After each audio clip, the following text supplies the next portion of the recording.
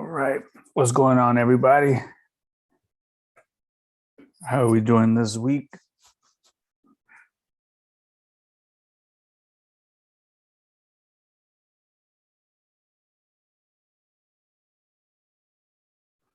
As always, if you guys have any questions, feel free to scream them out, throw them in the chat, whatever you want to do. We'll give it one more minute or so, let Kevin wake up and let some more people come in the chat, and then we'll be ready to rock and roll.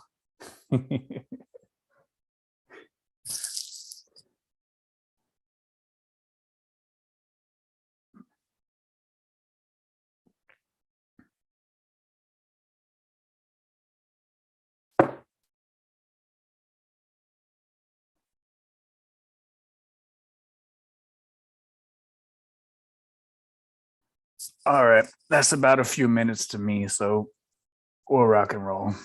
I'm not too much in the waiting around game, so they can catch a replay at 7 o'clock. All right, like I said, if anyone has any questions, let me know. Anything you guys want to talk about, any discussion you want to have, and we can knock it out. All right, Corolla got the hand up. What's going on? Hey, how are you? Living the dream. Good. So this is my question. I've been pretty active on eBay for about 3 months now. I've only been shipping within the United States. Do you advise starting to include other countries through the global shipping program? And if so, do you have any caveats or gotchas? I do global shipping program to every Okay. country. Oh, okay. Yeah, because as long as we get it to Kentucky, we're off the hook. Okay. If it gets to Kentucky and it doesn't get to Iraq, we're off the hook. If it gets to Kentucky and gets lost or gets held up in customs or gets held up in COVID delayed customs, it doesn't Yeah. matter. All we have to do is get it to Kentucky. So after Kentucky, it doesn't matter. So I think at last count, there's somewhere around 240 countries in the world. Yeah. eBay ships to 120.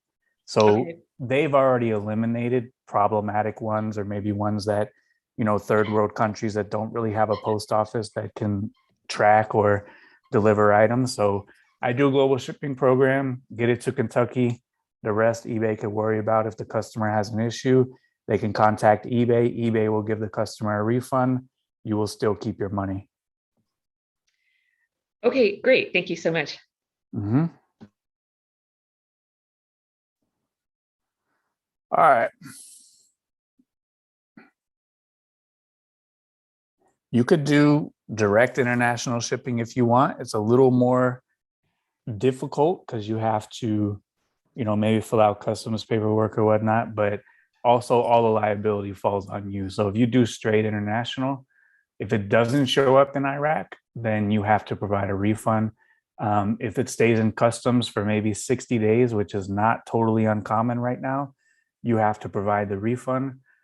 With global shipping, as long as it gets to Erlanger, Kentucky, totally off the hook. eBay will issue the refund. Okay, good to know. I'd already ruled out direct shipping. It seemed like a pain in the butt. So Yeah, me too. thank you. Yeah. Yeah, me too. Ashley says, how often do they update the listing quality report? I believe it says on there that the listing quality report is for the last 48 to 72 hours of data. So it is a very, very small sample size. Annika says, can you show how to set up automatic feedback to buyers? That's going to be in your site preferences. Let's see if I can find it real quick.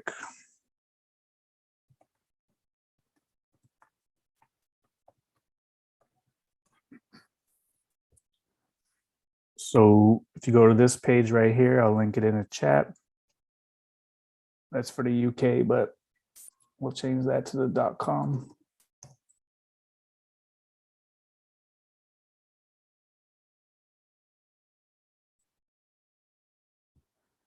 All right, you go to this page and you can find it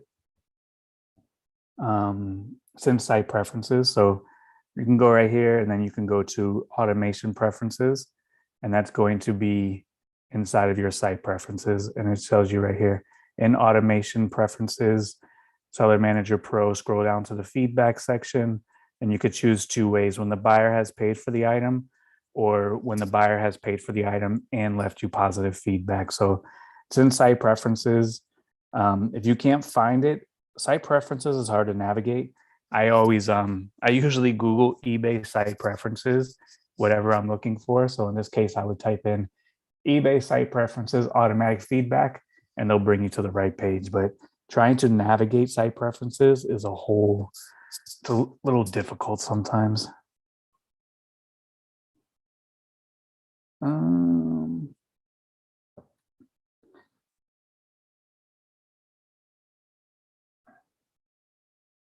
Tammy says, what is the best way to guide customers to adding you as a favorite seller? We have only a few followers, so at this point, the newsletter may not help. Goal is to try to gain followers.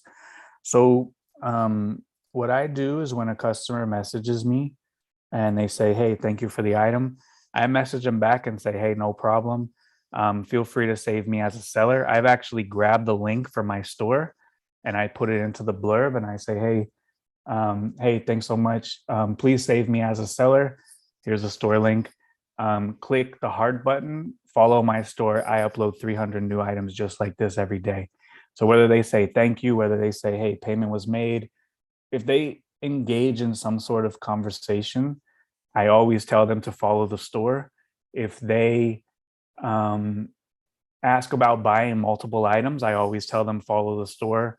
If it's just a general question about an item, like, you know,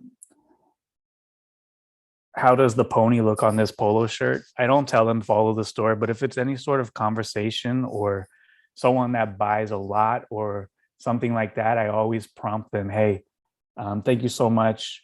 Or if they say, like, when is this item going to ship? I say, it's going to ship tomorrow. Here's a link to my store. Follow me, save me as a seller. I upload 300 items every day, just like this. So I always give them that. When buyers leave you positive feedback, eBay will prompt them, do they want to follow your store? So, a lot of it comes from selling more items and having more feedback left for you. You can put a card in your mailer with the item that says, here's a coupon code, enter it at checkout for X amount of % off. Also, follow my store, click the heart button. I upload 300 items like this every single day. I like to tell them that I upload items every day, and I upload items every day that are just like the one that you bought. So, eBay is helping us by prompting them to save us. They send out email communications about our stores. But I do tell a lot of people, at least probably 10 or 15 a day, that just say thank you. And, just within conversation, I do prompt them to follow my store. I give them the direct link, and I also give them instructions on how to follow the store. Bill says, can you go over your coupon strategy? So I have a couple different strategies for coupon. Number one is I make a new coupon every morning when I wake up. The coupon that I made for today expires tomorrow at 7 o'clock a.m. because I wake up at 6:30. So at 6:30, I wake up, I respond to offers that came in overnight, respond to messages that came in overnight, check the traffic tab, see how many items I sold yesterday, and then end the coupon, start a new coupon. I do that every morning. It takes about 30 seconds to start a new coupon, and I do it for 20% off. So that's my coupon strategy, is having a new one go up every day. And then also I have a private coupon that I've extended for as long as you can extend a coupon for. And I believe that's like a year and a half, maybe 2 years out. And that's a private coupon that I send out when I'm doing my offers to watchers. It has a button that says send a coupon.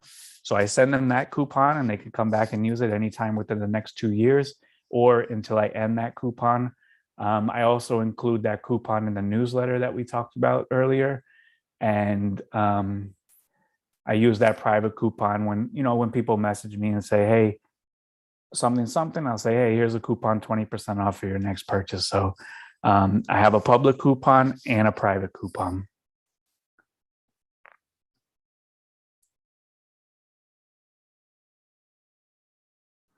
Siobhan says, do you recommend using automatic feedback?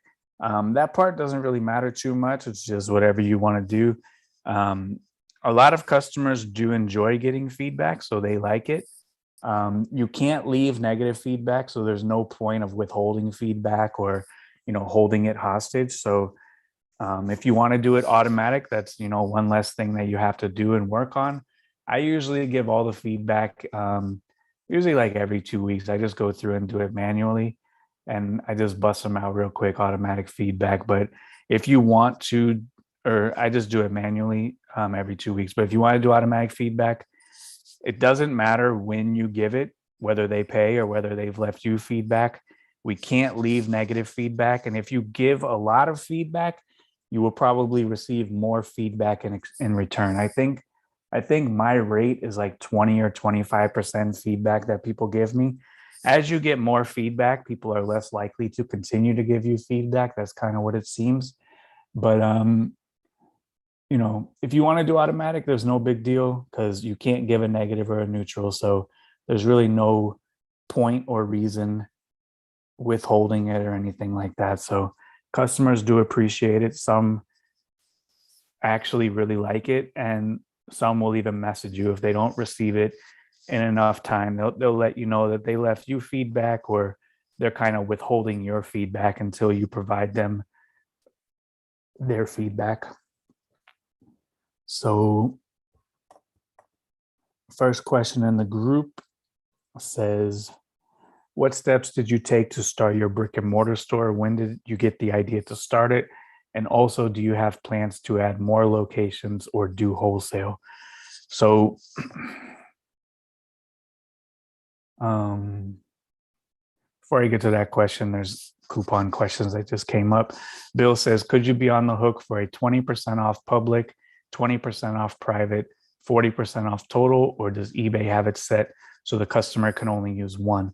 So we talk about this pretty frequently. The coupon, it shows the terms inside of the coupon, and you can't stack coupons. You cannot use a coupon on a best offer. So we'll find somebody's coupon.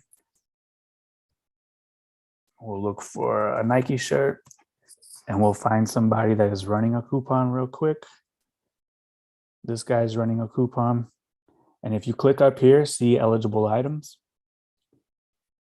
Right here, it has the terms and conditions. And if you click the terms and conditions, it doesn't apply to the shipping price, handling price, or taxes. It doesn't apply when purchasing multiple items. They're applied on a cost-weighted basis. Doesn't include warranties or protections, but this is the most important one. Coupon does not apply to auction-style listings, purchases made through best offer or seller offer features, or any listings in the automotive, real estate, coins, and currency category. So they have to actually buy the item using the buy it now price, clicking here. If they choose a make offer, they cannot use the coupon.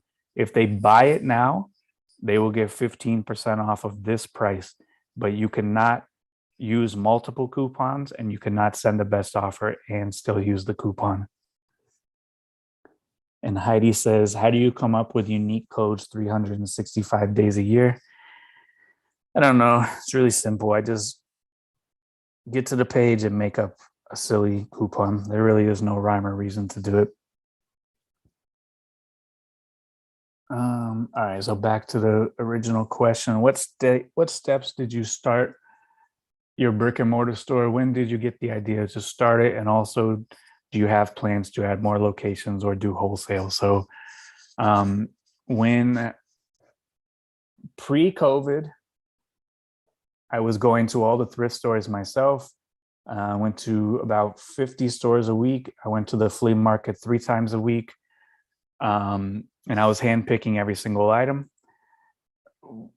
I kind of had my ear to the streets with the whole COVID thing.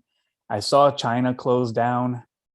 I saw when it first started to hit in the Oregon and Washington area, they started closing things down, and that was about January.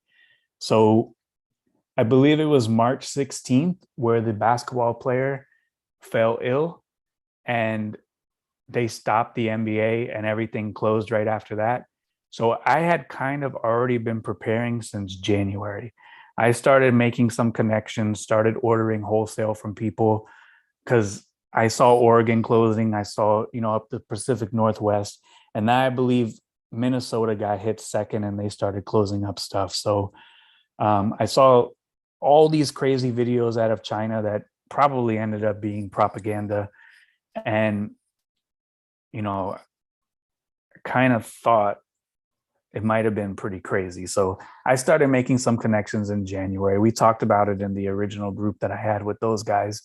And from January to March is when I made all the connections to start buying in bulk, which is what I'm doing to this day. So once I started buying in bulk, I wasn't cherry picking every single item anymore. I had to accept what they were giving me. So during that time, I started getting a lot of items where they weren't eBayable. They were very cool vintage shirts, but they weren't eBayable. They were just cool vintage shirts that if you saw on a clothing rack, maybe you would purchase, but they would be hard to find in the search. So it was during this time where, I really went hard with the brick and mortar idea. And that's when I really got most of my inventory to keep the brick and mortar store going. So previous to COVID, I had the store open for about, I don't know, 6 months or so.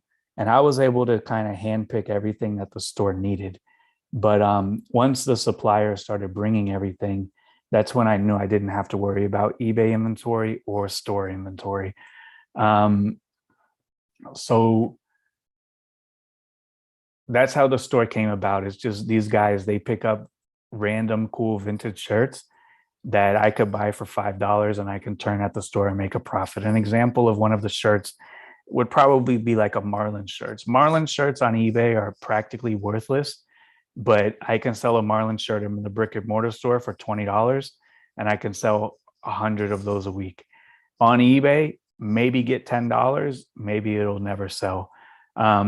The number two reason is that they have very cool 1989 South Carolina motorcycle rally shirts, cool print front and back. I could sell at my store for 10, 15, 20, $25. On eBay, it is very difficult to search for a 1989 South Carolina motorcycle shirt because not a lot of searches are looking for that. The algorithm is very heavily weighted towards brand, Harley shirt, Sturgis, something like that, not South Carolina motorcycle shirt. So I was getting a lot of these very cool shirts that aren't eBayable. So a lot of cool vintage shirts, single stitch, nice prints, nice graphics that I knew I can make money on. So just throw them in the store, make money over there, which helps the suppliers because they're able to pick up many more items. If only they could pick up eBay items, I do buy very common brands over and over again. They could still make plenty of money. But when they can all give me like 100 or 200 pieces per week that aren't eBayable, but are still cool items that I could sell at the brick and mortar store, they can all make more money as well. So they have a wider net to find items. I have a wider net of what I will accept, and I have a wider net of what I am able to sell. So if I filled my store up with Marlin shirts and 1989 motorcycle shirts, I might need 10,000 square feet today. But I've filled up my store with items that are well branded and items that will sell on the eBay search algorithm. The rest goes to the store. We sell it over there.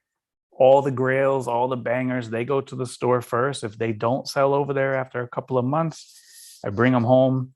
Those get listed on eBay and then they sell on eBay. But, I have to have the good stuff over there too for it to sell and to attract people to the store. So a little bit before COVID, I thought about opening up another store. I actually went and looked at another store, got the paperwork for the other store, and then FedEx ended up renting that store. So FedEx beat me to the punch. They're obviously a much better client than me, probably secured a much longer guaranteed lease. So they went with FedEx instead of me. But probably a month or 2 months after that, everything went into lockdown over here. And the store that I have now was closed for 3 months. So I would have had two stores closed for 3 months. And I was the bozo that paid the rent during the 3 months. A lot of people didn't pay rent and they're still in business and they're fine. And I read an article that said 20% of commercial leases were collected during COVID. So I was one of those 20%, like a fool. Everyone else who didn't pay, a lot of them are still open in the plaza and still pumping to this day. But, you got to do the right thing. The right thing is always the right thing. Maybe they'll give me a little bit more favorable terms on the lease when I renew coming up here, or maybe they won't. That's business. But my thought when they closed everything for 3 months was, my brick and mortar store has 10,000 people following it on Instagram. Those 10,000 people, let's say 8,000 of them are local, 2,000 of them are from around the country, but buy from us and we ship to them or whatever. On any given day, like we'll never have 100 people walk in the door on a regular Tuesday. So the market for the brick and mortar store is very limited. Maybe it's 2 mile radius, 5 mile radius. I doubt many people come from 10 miles away on the regular. When it was closed, that was the most I ever sold on eBay in my entire life. The internet was open. My store closes at 8 o'clock every day. It doesn't open until 12 noon. So for, a third of the day, my store is open. 2/3 of the day it is closed. eBay is open 24 hours a day to a worldwide audience of billions of people, hundreds of millions of users per year. It was a much better idea for me to scale out eBay than to scale out a brick and mortar store where I'll never have access to hundreds of millions of shoppers. It's always going to be in a 2 mile radius, and it can literally close for 3 months. So that's what made the decision to just stick with one store and build out eBay a little bit more right now. As far as would I ever do wholesale? Probably not, because I would just list all the good stuff. Why would I list crap and give everybody else the good stuff? I would list all the good stuff, pass along stuff that I don't want to list as wholesale. And if I wanted to get more items, I just have to hire more people because I can facilitate listing more items. So I don't have too many items. And if I wanted to buy more items, I could. And I just have to hire more people to list them. So I don't think I can do in good conscious wholesale, because you're never going to get the stuff that I'm going to list, because I'm just going to list the good stuff and you can have whatever is left over after that. But that's not good business, and I don't want to do that. If I do get banned one day, I'll wholesale to everybody in the group, and you guys can have the same exact inventory that I've sold millions of dollars worth, and I'll just become a huge wholesaler and just make $1 or a couple of dollars per piece. And there's no doubt I can turn all of these people from listers into wholesale putter togetherers, and we can probably pump out at least 20,000 pieces a week. No doubt. But I can't in good conscience wholesale to people, and I know I'm keeping the best stuff. That ain't gonna work for me. So if I want to list more items, I'll just hire more people.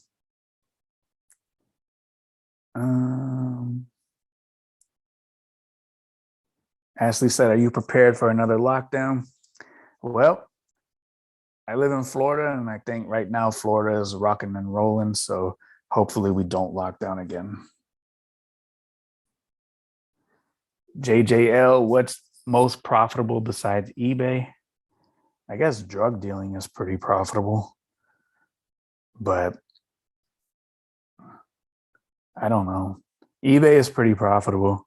If you do it the right way, you can multiply your money very, very quickly and very, very fast. So JJL said trees. Trees is hard work, man. The tree business, it is very profitable, but there are days where you could be not profitable if your machine breaks. You might not be profitable for an entire week if your machine breaks. There's a lot of overhead. There's a lot of guys. One of those trucks alone, like, is easily 100,000. It could be multiple hundreds of thousands. So like it takes a lot of money to do trees. I'll tell you this, there is nothing more profitable than doing trees after a category 5 hurricane comes. I'll tell you that. But on a regular day, you know, you make a couple $1,000, few $1,000, but it's back breaking work. But you might need $1 million worth of equipment to make $2, $3, $4, $5,000 a day. And like, you know, it doesn't seem like a bad idea, but like $1 million of equipment is 100, maybe $200,000 a year in upkeep and maintenance. Let a bucket truck break. You might consider getting out of the tree service after that. Let your stump grinder break. You might consider getting out of business after that. So there ain't no, I think the most I ever paid for a repair was probably the stump grinder. Maybe I had a chipper that everyone swore they fixed, but it never got fixed. I probably spent $30,000 fixing a chipper that no one can figure out what the problem was. I would pay thousands of dollars fixing it. It would work for a couple of days and it would break and I would bring it back. And there's no warranty. They don't care. They just say, oh, we'll check it out. So I had a chipper that I paid like over $30,000 to fix. And even till this day, it still doesn't run right. You have to like jerry rig it up for it to run correct. So tree business is very hard work. It sucks. You can make good money, but I would rather sit in front of a computer and list items on eBay and multiply money with no headache of a chipper breaking all the time, or a guy cutting his arm off, or a guy cutting his finger off, or anything like that. I'd rather do that. Or guys driving down a street where people are parked on each side of the road and run a ladder across 4 cars. I'd rather list on eBay than do stuff like that. Or my best guy backing up the bucket truck and smashing it into the front of a brand new truck. I'd rather do that. Or dropping coconuts on the front of a bucket truck instead of parking it ass first towards the tree. We drive it in towards the tree and we're dropping coconuts on the front of the truck and it breaks the windshield. I'd rather do eBay. And all these things happen every day, every single day.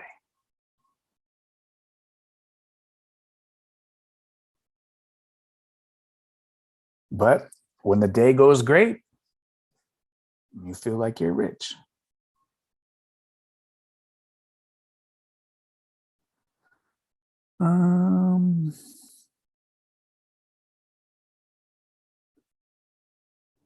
So JJL says he wants on the cleanup crew. So when everyone comes for the week-long eBay seminar that me and Chris do, the first 6 days are working on the tree crew.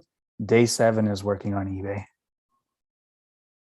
After day 1 or 2, you'll be begging to do eBay again, and then everyone will be a lot more consistent after that. How many will even make it to the last day? Man, I probably couldn't even make it through one day anymore. I would probably kill that cleanup crew on the trees. Probably. You can get killed on that, man. Very easy. Don't put me through the tree chipper though. Yeah, throw this guy through the chipper. Every year there's a guy that goes through the chipper around here. Every year. Gather leaves. Huh? Can I just gather leaves? I want the blower. No, you don't get No to do leaves that. in Florida. That's the Jefe job. Unless you're the Jefe, you get the rake. Other than that, you is manual.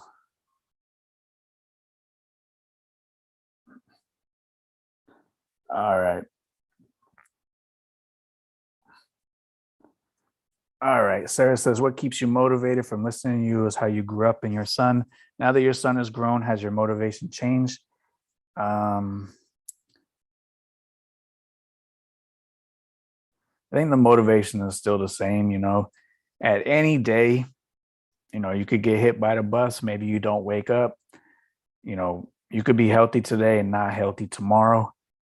And, you always have, when you grow up tough or you didn't come from a lot of stuff, you always have a little bit of fear that at any time, any day, you could go back to that. So I never want to go back to that. I always want to keep pushing forward and, try to have things be as good as possible. So I think that I've been doing a lot of thinking lately these last couple of weeks now that my son is gone. And I want to get to the point where I make no money. When people say, how much money do you make? I want to say I make $0. That's what I want to do. Because we're all on an arc of earning potential. When you're middle age, that's probably your peak of earning potential. But when you're 70, 80, 90, you don't earn as much money as you do during the peak. So I want to get to the point where I earn $0. And I want to be able to continue to have the businesses grow, thrive, have my investments pay, have those grow, have those continue to thrive. But I want to get to the point where I am producing zero income. No income is the result of my efforts because my effort may not be here forever. And I want to have everything going the way that they're supposed to go, not having to be a result of what I do during that day. So everything is pretty good on that tip. I still have to do a couple things here and there. eBay is the one that takes the most effort, but I'm working on not spending a lot of time doing it. I'm down to about 3 hours a day for eBay, but I need to get that down to 0. I need to focus more on growing my investments and finding more ways to produce passive income. And, as you guys know, on the 10th of every month, I have the scoreboard where I keep track of the ultimate score with everything and calculate the net worth. So I look forward to the 10th of every month and I look forward to the ultimate scoreboard. And I look forward to continuing to improve that. But I'm really working hard on trying to get to the point where I produce and earn $0 a year. And I think that I can get to that point and everything can still continue to grow. I can still continue to grow the real estate portfolio by the money that these other companies are spitting off. eBay can still continue to grow. Even if I didn't work 3 hours a day, eBay would be fine. I'm just choosing to do that for the time being. But that's the point that I want to get to. And that is the ultimate goal for now. So that's the motivation that I'm working towards now. Once I reach that goal where, I earn $0 a year in income, then the next goal would be, continuing to find those better investments, because the ultimate goal is the ultimate scoreboard that I'm working towards every day.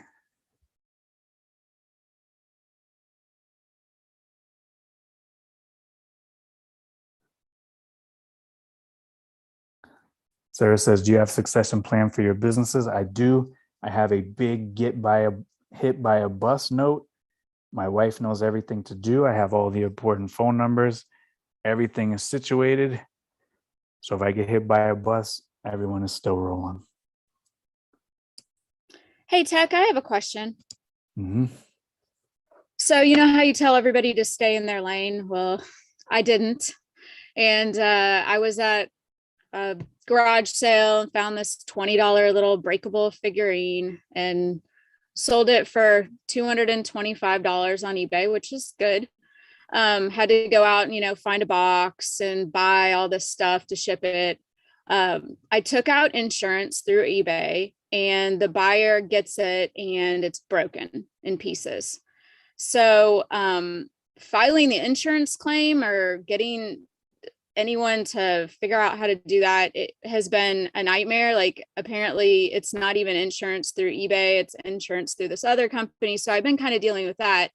But my question is the buyer has to hold on to this item for an undetermined amount of time. I mean, this has probably been a month ago and it's still not figured out.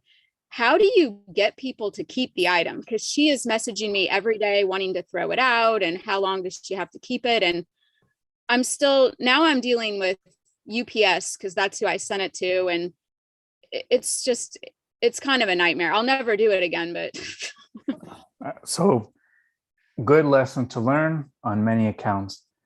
Lesson number 1, never use ship coverage insurance. That's who you went with, right?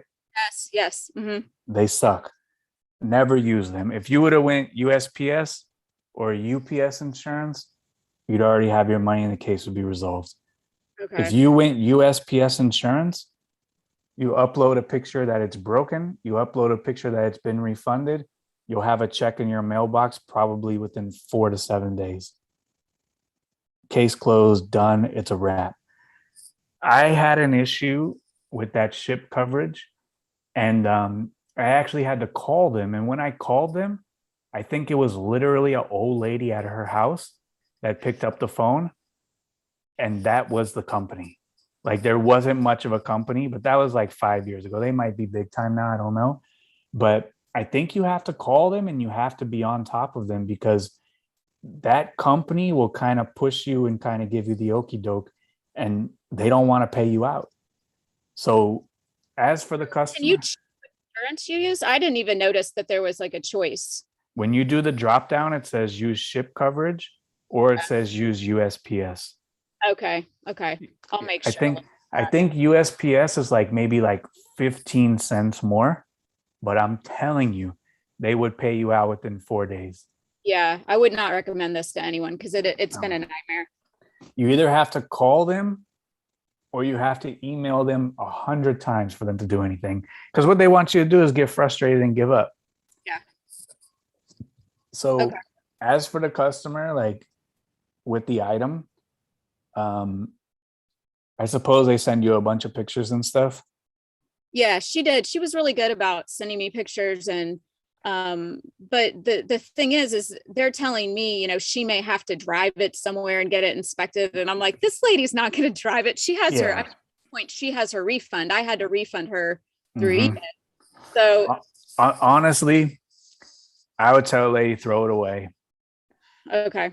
If you lost your insurance, you lost your insurance. And that's a lesson learned. We all have to do that lesson. I had to do that lesson. I think it was in an iPhone or something. And never use that company again. Okay. So, Good to know. it's not like, if the payout depends on this lady driving it somewhere for you to get your money, she may as well throw it in the garbage because they're not Right, driving anywhere right. anyways. So just tell her, hey, no problem. I'll deal with it. You could dispose of it. I apologize. I'll handle the insurance. As long as you have all the photos, you have photos of the item broken, you have photos of the packaging. That's what I would submit to them. And I actually had to call them up for them to do it. And they had to send me like some special paper in the email that I had to fill out to get the claim. Total pain in the ass. Okay. All right. Thank you. Yep.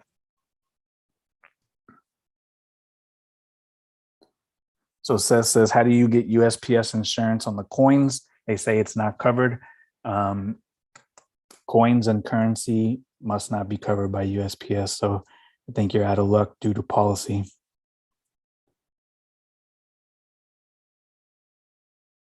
All right. Walt, they have been between 1,600 and 1,700 items currently. The September call aided them in correcting the item specifics, and this has helped a lot.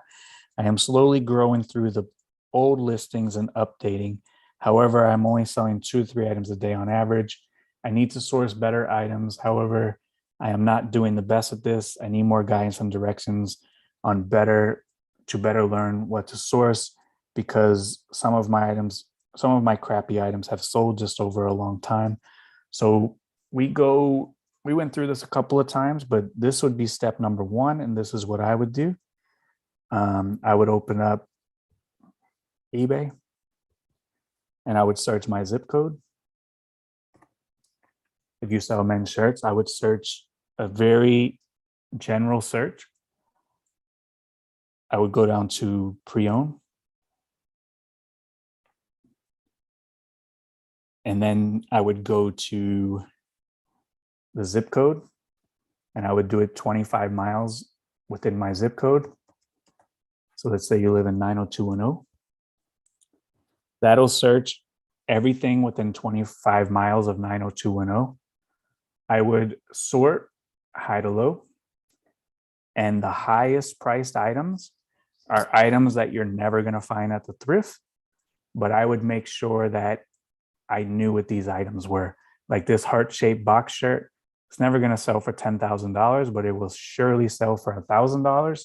So when you see a Nirvana heart-shaped box shirt with a giant tag, you want to pick that up. It's going to sell for a lot of money. You want to pick up all over print Marvel shirts. Those sell for a lot of money. Wrap tees. Here's a shirt that Drake wore. You can go down here to Solds. All of this stuff you're never going to find, going to be very, very difficult to find. But just get accustomed to it. And when you see it, don't pass it up. But what I would focus on is items that sell between $30 and $50. And these are the brands that I would focus on. Cross Colors, that's a good brand. Fear of God, some fakes of this brand, but they're okay. Here's a nice Denim and Supply shirt. Johnson Motor Company is a great brand. This Facanable brand sells okay. Robert Graham's. Some Tommy Bahamas can sell for a good money. Here's a nice one with a Christmas print. Those are going to sell for more money. Here's a nice Woolrich. Here's a Lululemon. Here's a nice Orvis. And what I would do is I would get accustomed to the items that are selling between $30 and $50, because those are going to be the items that you're most likely to find. And the reason why I would search it based on your zip code is because down here in Florida, I'm going to find a lot of Vineyard Vines. I'm going to find Lily Pulitzer. I'm going to find fishing brands, golf brands.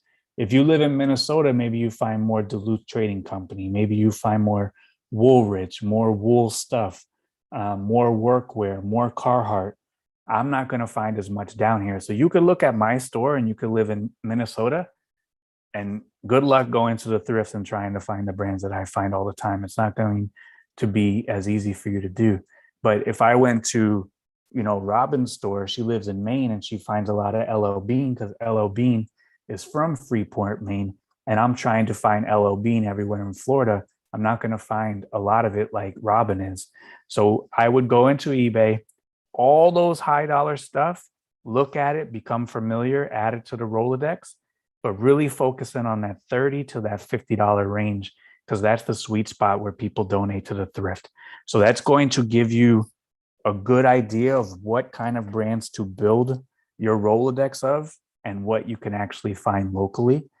And from there, you got to go back into your store, revise those listings that are underperforming, fix the title, fix the price, fix the item specifics, fix the description, make sure you're doing, one day handling time if possible, make sure you're doing 30-day free returns, try to optimize those listings as best as possible, run a markdown. They might be priced above market, run a coupon, run a promotion, do everything within your power to try to get those items to sell.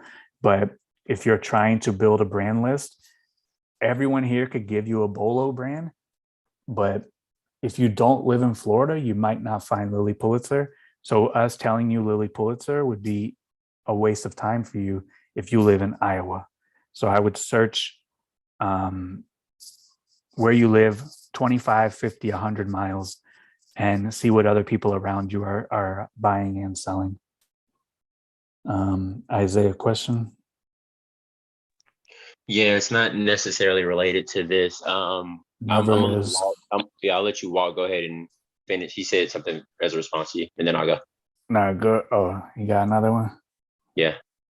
He says he's in Louisiana, have a lot of fishing and hunting clothing, plus casual dress shirts. Good advice. I will take your advice to go with it. Every day is free 30-day return, same day shipping, 40% off. No doubt that's the way to go. All right, go for it, Isaiah. Unrelated. So I hate to go backwards, but you mentioned earlier about how one of the things that caused you to make your brick and mortar store was one of the advantages of brick and mortar store is that your sourcers are able to get a lot more inventory for you, because there's stuff that's just gonna they don't have to be stuck to your primary brand list. They can sell on eBay.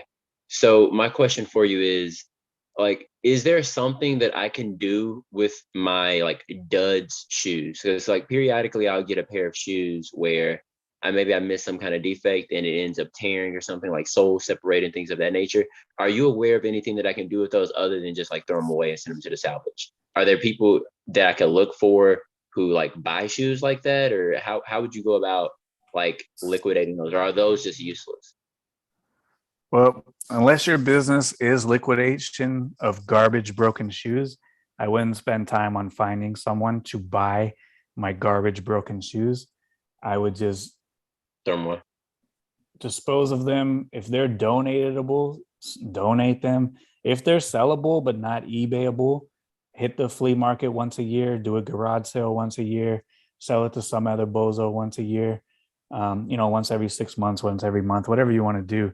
But, if we're talking, what are we talking? 10 shoes a month, 2 shoes a month? How many are we talking? Probably let me see, like maybe like 30, something like that. 20, 30. A month? Yeah, a month or so. Something like All that. right. So if they're totally garbage, then I would just get rid of them. You know how you have some shoes like, sometimes Merrell's, Tevas, different types of hiking shoes. Sometimes dress shoes do this too, where they're white, like that sole separates, you know what I mean?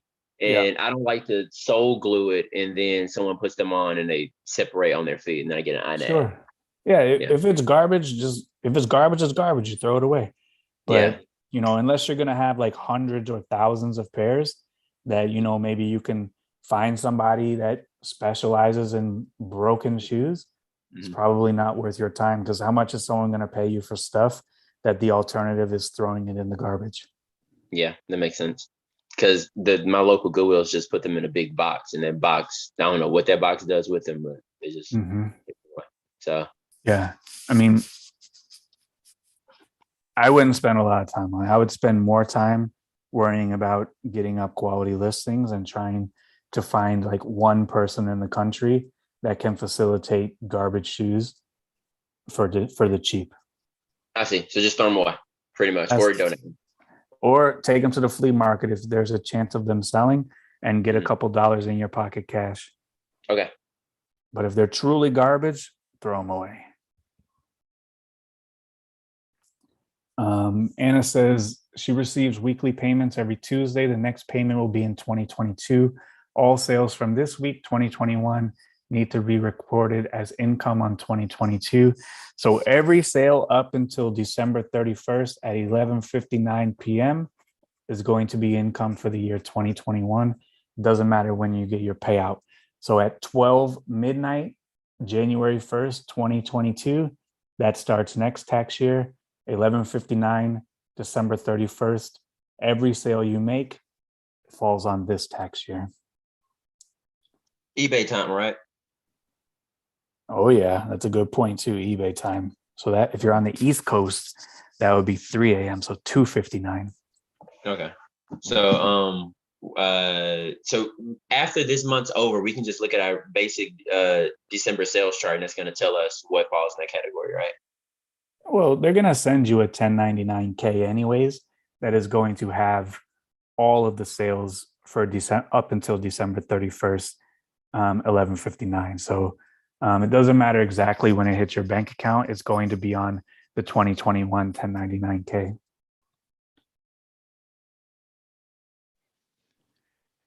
Ashley says, what Hey. shelves? Go ahead. Who's that? Saeed? Sorry, yeah, this is Saeed. Hey, a What's quick question happening? for you about the 1099. So do you have to hit a certain amount so that they can send you 1099? Technically, $20,000 in sales and 200 transactions. Also, technically speaking, if you make $1 in profit, you are obligated to pay taxes. Also, technically speaking, starting in the year 2022, the threshold will be $600. So if you want to sell $19,999 and not receive a 1099 and try to skirt it, you'll be out of business next year because your threshold will be $599. Is that something that you have? I mean, I don't, is that something that you have to request it to request it, or there is a option on your account that you can pull that out, the 1099? They're going to send it to you automatically if you hit the threshold of $20,000 in sales and 200 transactions. All right. If you don't hit that threshold, then you need to manually keep track of all of this information, still obligated to remit taxes on any profit that you made. That part is totally up to you, but technically speaking, you are supposed to pay taxes even if you sell $19,999 and you profit $1. All right. And next year, as people start approaching this $600 threshold, we're going to get a lot of posts in the group and on social media and YouTube. They're going to lock your account until you provide them your social security number or your tax ID number if you're incorporated. And when people start getting these messages that you've reached your $600 threshold, they're going to be mad. And hopefully they all quit. So if you're mad you sold 600 and now you're obligated to pay taxes, I hope you do quit. But they will lock your account. They will cease your payouts. And you will be out of business unless you provide them with your social security number or your tax ID. Are we losing people in April? Hopefully we lose you. Jesus. No, we usually lose people in February when they do get the 1099 and they weren't expecting it. That's when we lose a lot of people. But Isaiah's expecting his 1099, so he's still going to be around for all of us. Isaiah's like a blister on our butt. He's not going anywhere. There you go. Let him know, Michelle. Let him know.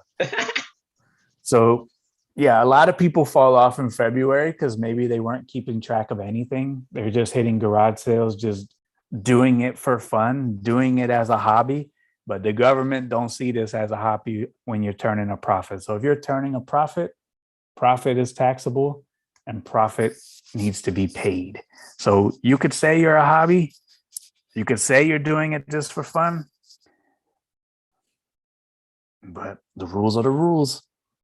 I'm doing this for fun. I still have to pay taxes. Ashley says, what shelves would you recommend putting bins on in a storage unit? I never went the shelves game. I wasn't that smart enough when I was doing the bin life because there was no smarter guys around like Chris showing a better way. I did bins in stacks and every item was on the bottom, of course. And then you restack them and then you forget an item and that one's also on the bottom. So you unstack and restack. But if I was going to go shelves, I would do the exact shelves that Chris used. He says in a set of shelves with his boxes, you could fit 1,000 items. He hasn't lost any. It seems pretty fast. And I would go that method. So I believe he uses the Husky shelves from Home Depot. And that's the shelf that he uses. But at the end of the day, a shelf is a shelf. And it doesn't matter what shelf anyone uses, just find one that works for you.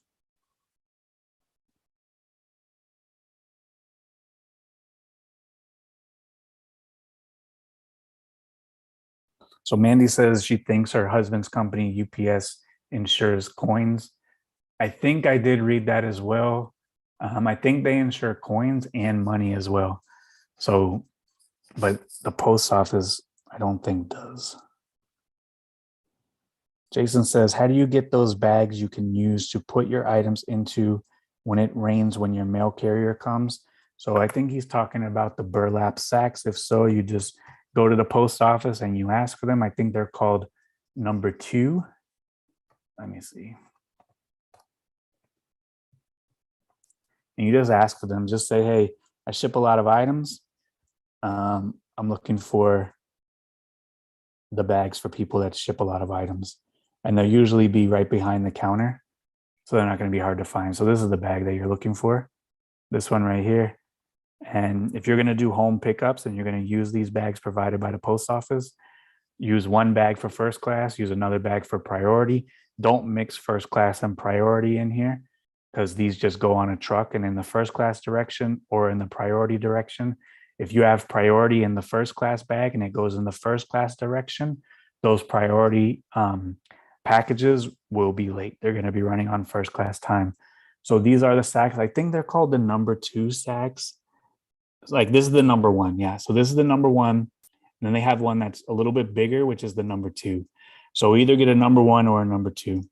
And usually what they do is they give you a bag of these filled up with other bags of these. So you could fit probably 20 bags in one bag. And that's what I use for pickups. With tech, hold on. I talked to my mail carrier today, and she never heard of them, and she just, or said they don't use them. Show her a picture, because they all use them. Okay, and she's the one that picks up my mail. Okay. Yeah. Show her a picture and she'll go, oh, I know what you're talking about. All right. You definitely need that for Florida. Oh, yeah. So to Google it, go to Google Images and search USPS burlap sack. And then you can find a picture and you can show it. Okay. So Janine says, you might have covered this, and I know you don't like to change things, but what are your thoughts on the new eBay international shipping service? So that service has been around for about a year. I don't use it because it provides less liability than global shipping. And in my opinion, it's more difficult than global shipping.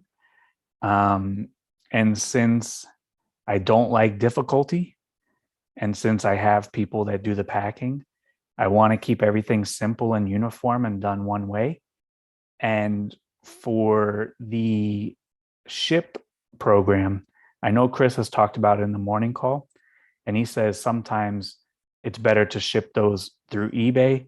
Sometimes it's better to ship those through Pirate Ship. Whenever there's sometimes, or whenever there is if it's this, we do that, or if it's this, we do that, or if it's different, I don't want to go down that path and I don't want to do it. So just for simplicity, I'm going to stick with global shipping, because that is done through the eBay website. It's done by printing the same label that you print through the eBay website. There's no multiple websites. There is no confusion, no room for error. Everything stays the same. I know also for that one, you have to have like an upcharge. And I think, Michelle and Chris in the morning call, they had a good idea was, you pick a place like Australia, which is, one of the furthest places that you could ship to. How much is it to ship to Australia? And that's what you charge. And that should cover you everywhere else. But I don't want to do that. What I do is not broken. What I do results in no errors. What I do results in no phone calls to me. What I do results in no problems. So that's what I'm going to stick with. If I lose out on a couple sales, I lose out on a couple sales. But like you guys were talking about this morning, a lot of people get hung up on 2% of the business. And, I made this example before. if I gave you 100 pennies that can produce more pennies, and if you drop 2, you wouldn't go backwards and stop what you're doing to pick up the 2. You would use the 98 and just acquire more pennies. So a lot of us focus maybe on returns, maybe on, can I afford storage? On a lot of different things that when you truly sit down and think about it, they're the minority of the business. So in the morning call, Jen was talking about returns, and Chris said, how many returns do you get a month? 10? And Jen said, oh no, maybe 4 or 5. We don't need to worry about it and focus on it. We need to worry about, she sells 700 with 4 or 5 returns. That's over a 99%. Everything goes great. So let's focus on going great, focus on getting more listings up. And we don't need to worry about the 1 or the 2% of our business. Isaiah for a long time struggled on getting a storage unit. His storage, if he's doing $10,000 a month, his storage is a couple $100 a month. That's 1%, 2% of his business. We can't focus on 1 and 2%. We need to focus on 99% and 98%. Focusing on the 2% is defensive. You're always defending. Focusing on the 99%, the 98% is purely offensive. You're always making a move. You're always improving. You're always growing. You're always getting better. Looking at the 2% and trying to save the 2% or get better at the 2%, there's no upside to get better at 2%. But for the person who lists 10 and goes to 20, the upside is 100%. There's no upside in improving 2%. There's always upside in focusing on the majority and improving on the majority.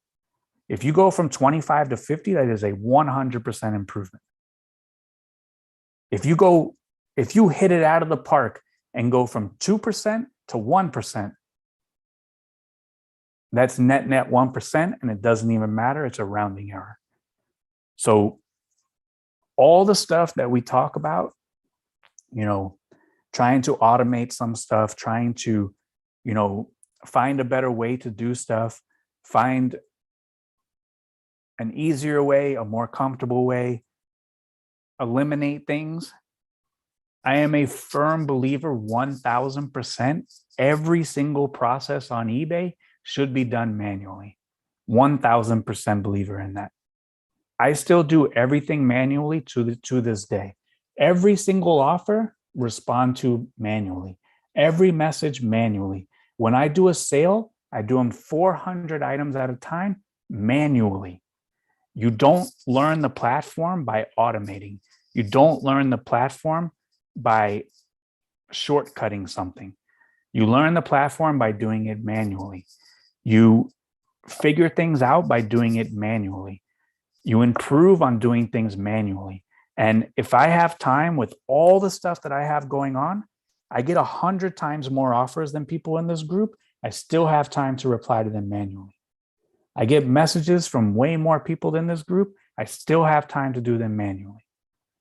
I still have time to do everything manually. Until I talk about doing scripts, until I talk about taking a shortcut, until I talk about automating something, I think everyone should eliminate doing that. There's no sense in running scripts. There's no sense in doing this. Doing that is a total shortcut of the business. Continue to do it manually. It's 1% of your day, 2% of your day at most.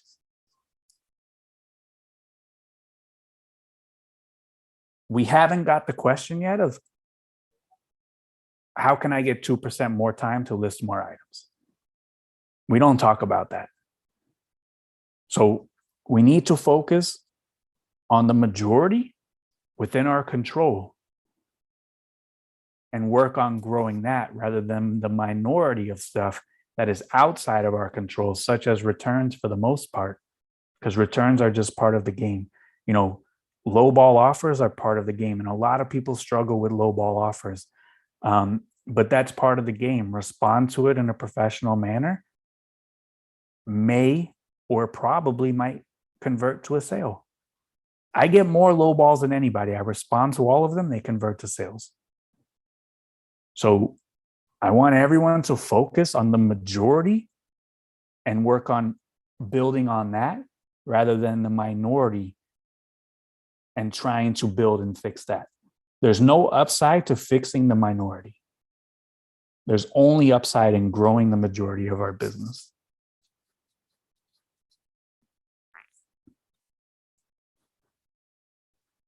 And even for me, my storage, my warehouse is something like $80,000 a year. It's still 2%. It doesn't mean anything. It's done. My labor is like 120,000. Maybe that, I don't know, 3 to 5%. I don't need to spend time worrying about 4% of my business. I need to spend time worrying about growing my business, the upside. I don't need to worry about the minority of the downside.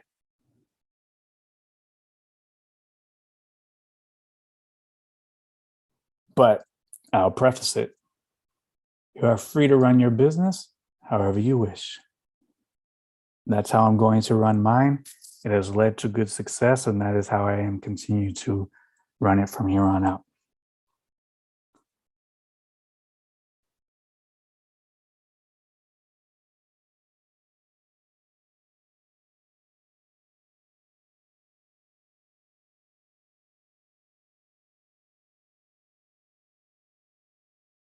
All right. All right, that's the questions for there caught up. Next question is JJ. His goal is to go full-time this year. Do you have a list of things to consider before jumping to full-time? So I guess what I would do first of all is I would stay at a job for as long as possible, have dual income, never spend eBay money, keep rolling it into the eBay business, grow your eBay business, you know, as quickly, as safely as possible. That's what I would do. After you've done that and you want to go full-time, I would have a substantial amount of savings. Me personally, 1 year, because I'm a chicken. Some people like 3 months, some people like 6 months. I would have 1 year of a nest egg, a slush fund, outside of money that I'm going to work on with my eBay business. So that way, if things don't work out, I at least have 1 year to pay all my bills, buy my groceries, live my life, take care of the family, take care of the kids outside of eBay stuff.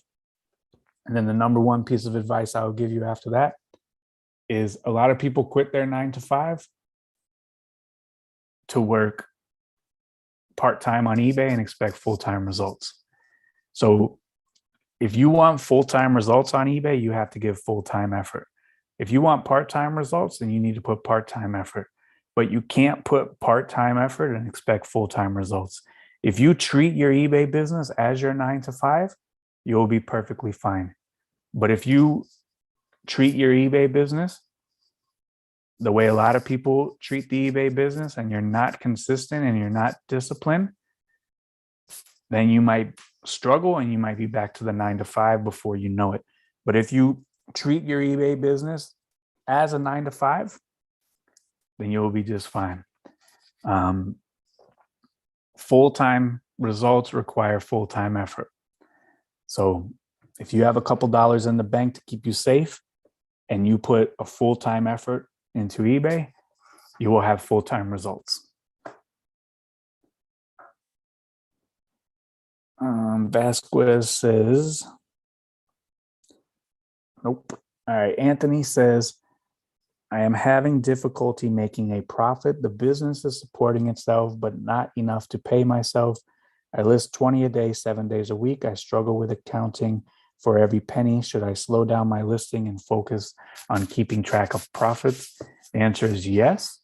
How long have you been doing 20 a day for 7 days for? And how large is the store? I've been doing 20 a day for the last 4 months. And I think I'm a little under 2,000 active listings. Okay. So what you have to do, you have to go through your store and we need to figure out why the items are not selling. We need to look at the item specifics first. We need to make sure that the titles match a search query that a buyer will enter when they type in the search bar. And most importantly, we need to look at price. If your item specifics are great, your title is great, your price is at market or under market, and your items are still not selling, then that means that the items you are picking up are not desirable items or have a slow sell through. So what I would do, the answer to your question is, should you slow down your listings and focus keeping track of profits? I would do line by line accounting like Chris did for his new store for at least 1,000 items. You could use the eBay sales calculator that we talk about. You could Google eBay sales calculator to show you your fees and exactly how much you're making per item. Grab all the fees from the report section, final value fees, shipping fee, all of those fees, line by line accounting to really see how much you're making per item. There may be items that you're picking up that you're selling that are not profitable. There may be items that you're picking up that you're selling, maybe making 50 cents. There's a lot of fees involved. I would do that. And then secondly, I would do my research on brands and really figure out the sell-through. So what I would do is what we talked about earlier, concentrate on brands between $30 and $50. And then for you, I would take it a step further. And I would really, really focus on trying to find fast sell-through items. So here we have a brand, CC Filson, 770 items on eBay. 1,523 sold. This has over a 100% sell-through. This item is hard to find, but at least know about it. If you look at, let's look at J. Crew. So J. Crew, 451,000 total on eBay.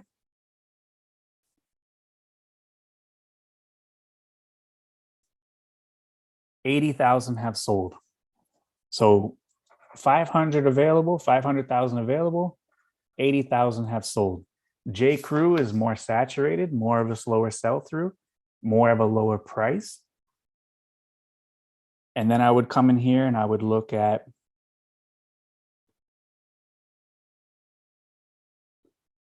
J. Crew priced under $17.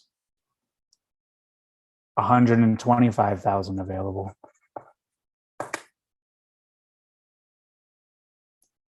And then I would look at the solds. 22,000 sold. So at the $17 price point, J. Crew has about a 15% sell through. So then you want to come in here and you want to narrow it down even more. If you sell men's clothes, let's check men's. Let's check men's shirts, no shorts. And let's say, okay, J. Crew shorts under $17, 1,888. J. Crew shorts sold only 325. Not a fast sell through. We can't be sinking our money into J. Crew shorts. Probably going to buy them for $5, but they take a very, very long time to sell. So that's an item we can eliminate. We need to do more research. Let's look at shirts. All right, J. Crew shirts, 13,000, under $17. 3,000 have sold. Again, a little bit of a slower sell through. So what you would do is you would go through the brands, just like how Chris is doing, and you would see what brands actually sell. So we can back out of here and we could do it again. Vintage Nike shirt. Let's check it out. And let's go to pre-owned. And we have 15,000 available. And let's check the solds. 3,000 have sold. So roughly a fifth, 4,000 have sold. So a little more than a fifth. So that gives us our sell through there. So let's look at under $20, a little under 5,000.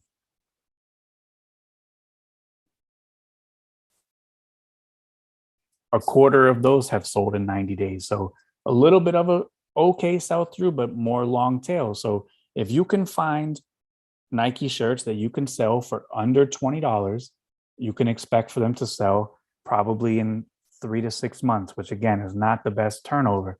But you just have to come in here and you need to search your brands or search brands that you can find close to you and see how fast they sell through. Because right now, for your business, cash flow is going to be king. So here's Tommy Bahama shirts, 30,000.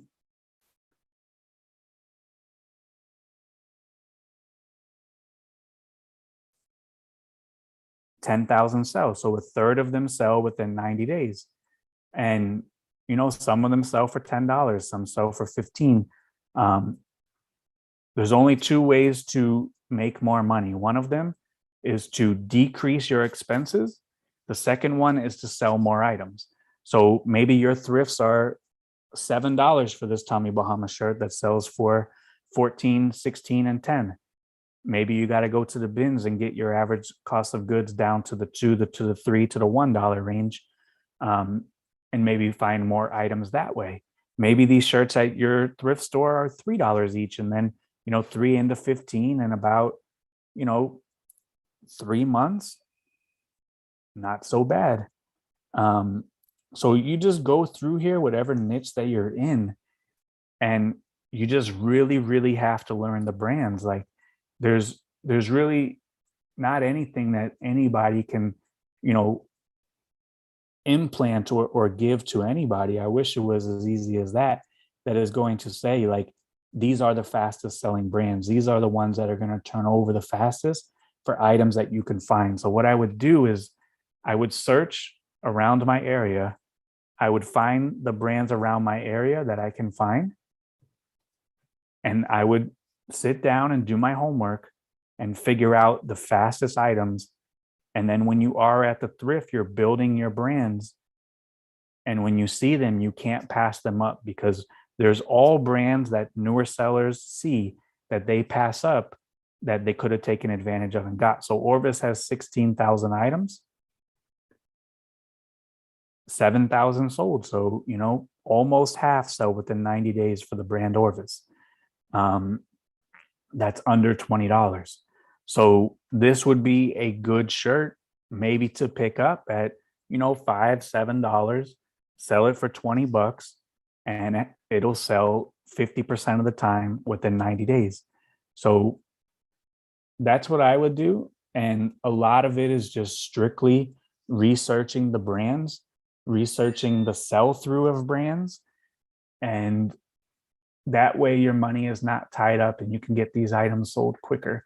The way that Chris was able to build his store from 0 items, $0 to $1,000 profit in 74 days was his number one focus, was acquiring and listing fast sell-through items. And he's totally rebuilding his big store now with the focus of fast sell-through items. If you have fast sell-through items, you're never going to have a cash flow problem because your inventory is not going to sit for a long time. So if I was, listing 7 a day, 10 a day, my number one mission would be brand research and try to find 7 items per day that have a 30-day sell-through. And once you find those brands, once you find those styles, you only have to do that research one time. And maybe you have to do this for 2 weeks or 3 weeks to find 10 items that have a 30-day sell-through. But you only have to do that once. And then when you're out there, you see the item, you pick up the item, on average it'll sell within 30 days. You add that to the Rolodex and you keep adding these items that are going to sell within 30 days or 60 days, whatever your threshold is. So it is strictly about research. If your items are not selling, it's either the item specifics, title, price too high, or it's a not desirable item. That's the only thing that it could be. And if the item specifics are bad, we could fix those. Title is bad, we could fix it. Price, we can run a sale or a promotion, we could fix it. Not desirable items, the only fix to that is acquiring the brand knowledge, seeking out items that are going to sell faster and are more in demand, and acquiring those items. Even if you live in the middle of nowhere, there's no thrifts, there's no good brands, hook up with someone that is not local that can ship you good brands. Network on Facebook Marketplace, network with somebody at the bins that's 2 hours away and you have to meet up with them once a month. If there's a will, there's a way. And as long as you give somebody the information that you've researched on brands that meet your criteria, if there's a will, there's a way. You can find somebody who can get the items that you're looking for that will help you with a faster sell through. Would you have them like price in the center of the market in order to boost your sell through even more? Or do you think it's okay for them to price like near the top? It all depends. How fast do you want your item to sell for, and how bad do you want to get paid?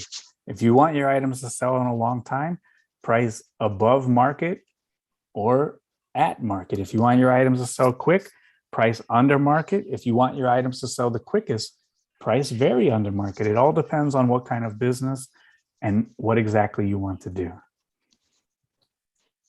If you are having a cash flow problem, I would suggest pricing on the lower end of the market. If you have the business of spending $1 and wanting to make $100, you can run that business. You can figure out the logistics and set it up. If you have the business model of spending $1 and making $1, you could do the same thing. There's going to be different price points and there's going to be a different amount of time it's going to take for you to sell your item. If you want to spend $1 and make 100, it might take you 6 years to sell the item. If you have the business model of spending $1 and making $1, you could literally sell your item in 30 seconds after it's listed. So there's many ways to do it. It just depends on what business model you want to do. But the first thing you need to do, and everyone needs to do, is we need to acquire the brand knowledge and also acquire the knowledge of how fast things do or don't sell through. Seth? All right, two questions. One is an observation. I have started to niche down, like we were talking about a couple months ago, and really start focusing on the graded dollars. And I've noticed something, that I'm starting to control the pricing, and the pricing for these things are starting to go up, because you go on eBay, there's no sheet you're going to go to with dollars, and I'm not going to be on it at this point. And as a result, it got brought to my attention by a coin broker friend of mine. He saw comps that were selling, and he goes, "What's going on here?" And he kept looking at them, and he goes, "Oh, it was you who kept selling them for these ridiculous amounts of money." And so now we're starting to notice the price of them going up across the board. And so my two-part question is, one, is that really happening, or am I just imagining that? And two, I know that we buy stuff that can sell quickly, which is what I try and do, but I also get flagship pieces, I call them, that I don't care if they ever sell. They're just up there because they're amazing, attractive things that attract people to my store. Again, same question. Is that wishful thinking, or is that really happening? Your category is a bit different than most.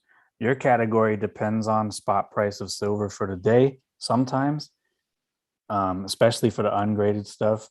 Yours depends on condition, the patina, the shine, and yours depends on the grade. The thing with the grades is that if a Morgan dollar from whatever, 52, graded 9.5, sold for $1,000, that sets the market for the 9.5s. So now we can expect a 9.5, same year, same condition. The market is now $1,000. So now we try to get 1,010, now 1,020, and we try to continue to raise that market. For clothing and things that are not graded, things that are graded, it's easier to raise the market because it's graded. Same like a baseball card. If a Mickey Mantle 1952 Topps sold for $80,000, graded 8, no one else who has a grade 8 is going to sell for less than that. Now the next guy wants 85,000. If you got it for 75,000, you made a great deal. You already made 5,000 because the comps show this, 1952 Mickey Mantle has already sold for 80,000. So, you have the price of silver, which is 1. Because if the price of silver goes to $1, you ain't setting no more records on your graded coins. So the price of silver depends on it, and the grade is going to depend on how the market is going to shift. And if you have a lot of the same grades for the same years, if you hold out for higher dollars, the market is the market, and potentially it could go up. On the clothing side, though, do you guys get like some amazing jacket from, belong to so and so, and you ask a ridiculous price, not really expecting it to necessarily be sold in a day, but it acts as an attractant towards your store? Does that work that way on eBay, or am I still just older retail thinking? I think that's retail because I bring all the best stuff to the brick and mortar store because that does attract people to the store. I think by eBay, they shop by item, not necessarily by store. So if you saw me search high to low on some clothing brands, some guy is asking $65,000 for a Marvel shirt that might be worth 1/30th of that price. I didn't click on it to see his other items. So I don't know. And as for pricing it and don't care if it sells, I made a deal a long time ago to collect dollar bills instead of collecting really cool pieces of polo, and it hasn't let me down this far. So I just sell it.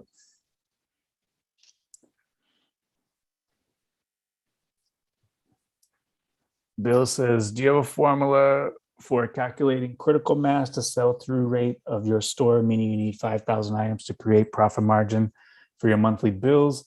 Piggybacking off the question above, this is not going to be the answer that you want to hear, but I sell so many items, I don't have to worry about that.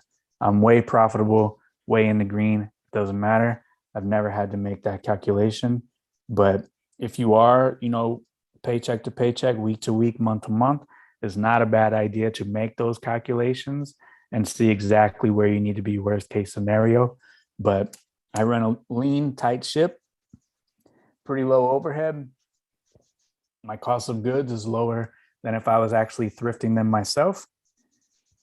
And that's not one of those things that is on my plate at this time. But if my sales tanked and I wasn't doing great and I wasn't making money, then I would have to reassess and I would have to look at it and say, hey, this is what I'm allowed to spend. This is what I need to sell. This is my bills. These are my this and that. Maybe someone's got to take a haircut. Maybe I got to take a haircut and float this thing for a little while. But, it's not a hard calculation to make. You just, figure out how much you make on average per piece. What are all your bills, business or personal, however you're set up to run this thing. If you need $3,000 and you make, $30 profit per item, you need to sell 1,000 items. And then you need to figure out, that would give you 30,000. You need to sell 100 items. And you need to figure out what size store you need to sell 100 items at $30 profit to make $3,000 per month.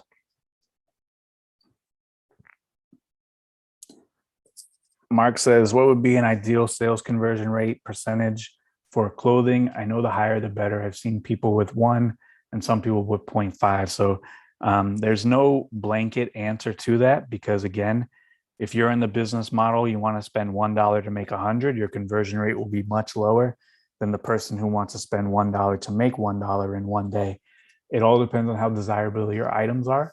If you have all CC Filson, we saw those sell 150% in 30 days. If your whole store was that, you would have 100%, conversion rate over 30 days. Not all of us are lucky enough to have such fast sell-through items. So the only thing that you can gather from that is you have your conversion rate, whether it's 1%, 2%, 1.6, 1.5, whatever it is. We need to use the tools inside of the group and do everything within our power to try to raise that conversion rate. Sometimes it's not within our power because things fluctuate based on seasons. In the summer, maybe the conversion rate is a little lower. In Q4, it's supposed to go higher. So take what you have, try to look at it on as large as a spectrum as possible. I like year over year. If you don't have a year over year worth of data, at least quarter, 6 months, 10 months, and that's your conversion rate, and try to use the tools that we talk about to get it up. But, if you're selling all Tommy Bahama, your conversion rate is going to be lower than somebody selling Orvis. We made the example. Orvis is 50%. So if you have more Orvis and next month you have more Tommy Bahama, your conversion rate with more Orvis is probably going to be better than your conversion rate with Tommy Bahama. So there is no perfect answer.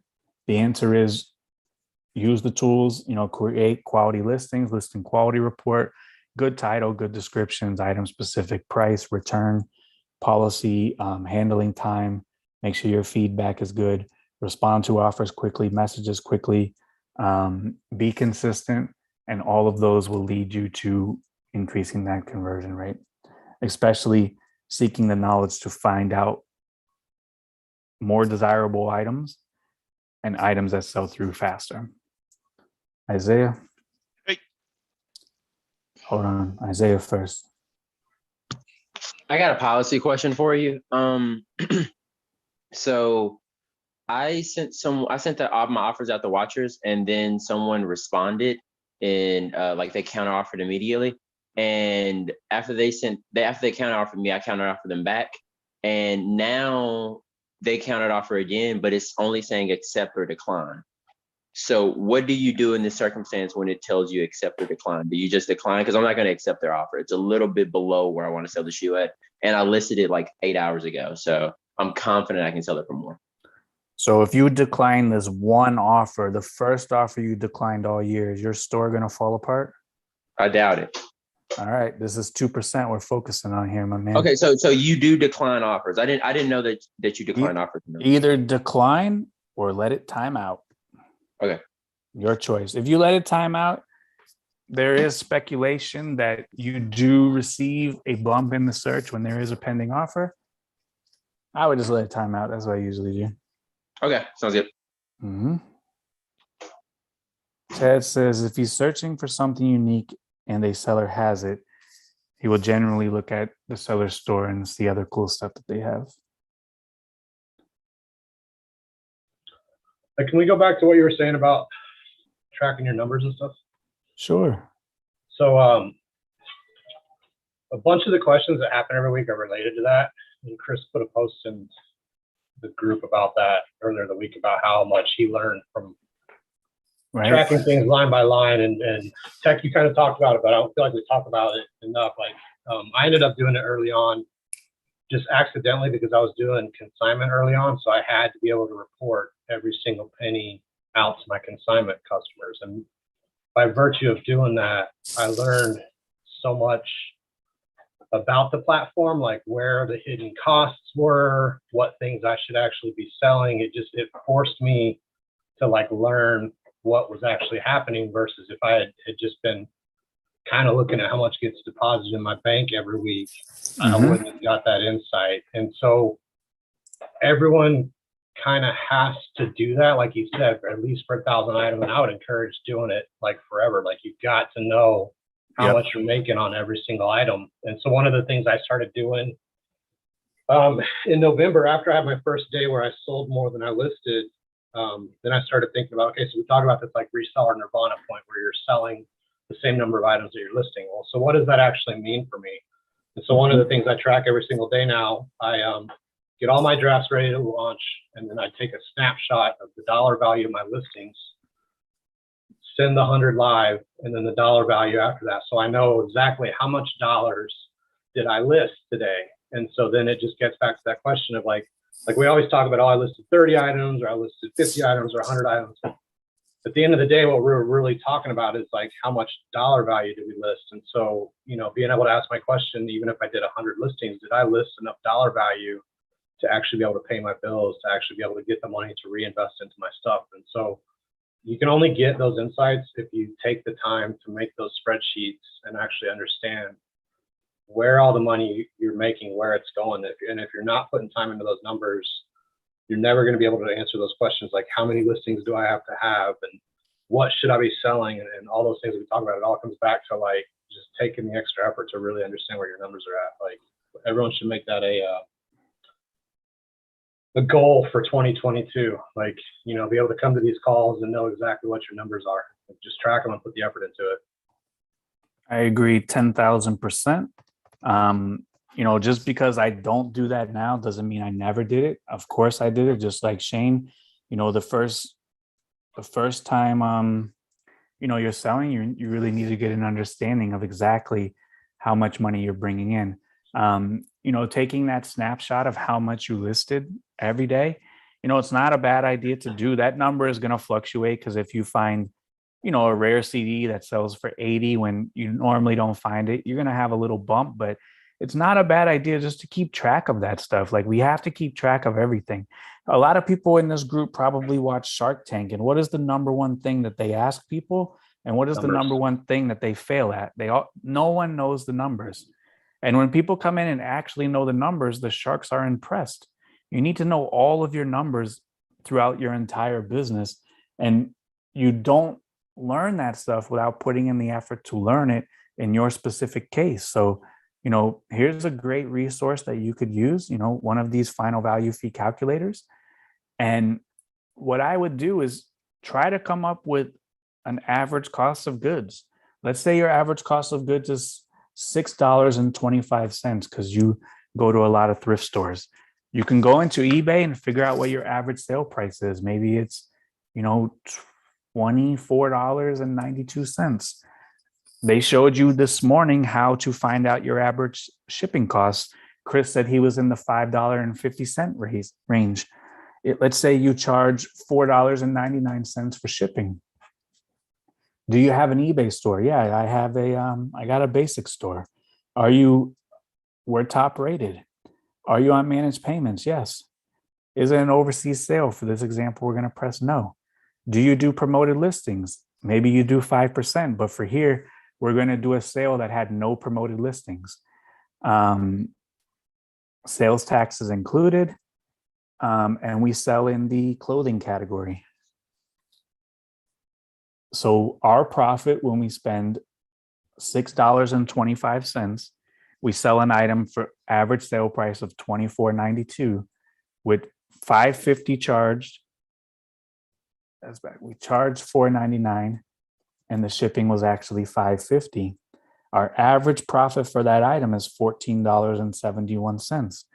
We need to know this number. We need to know our average cost of goods, and we need to know our average sale price. So if your cost of goods was $4,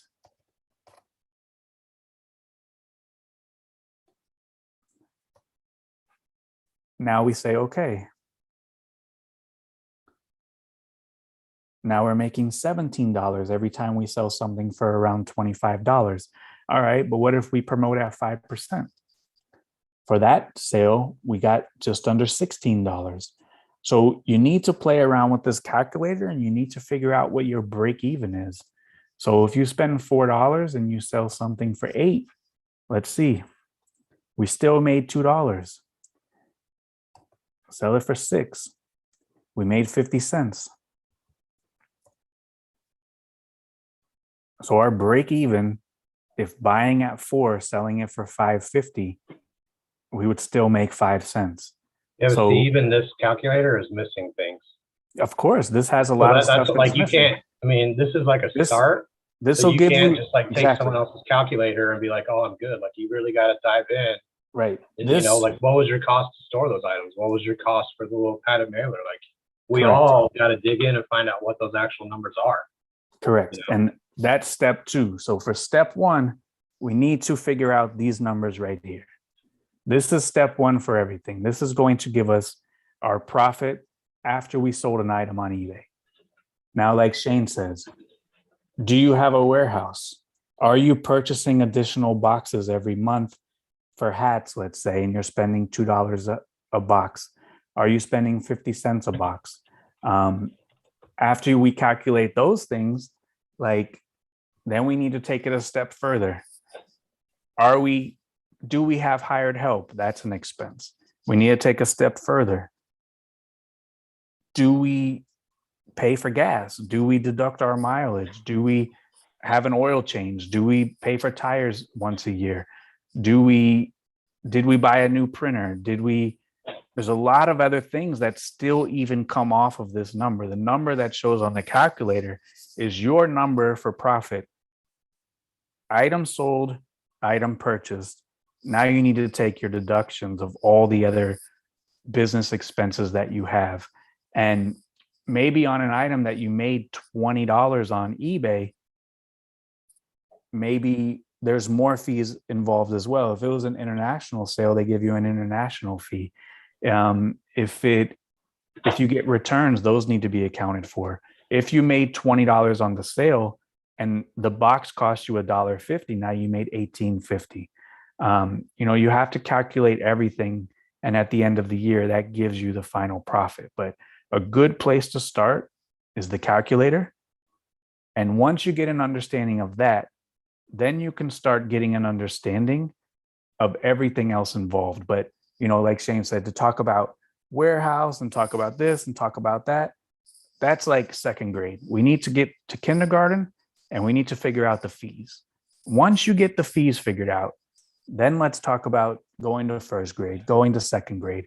And then once you get to 10th, 11th, and 12th grade, then, you could start talking about home office deductions that may be, beneficial to your business. You can start, talking about maybe going on a sourcing trip and deducting the entire trip that can, help offset some of your earned income.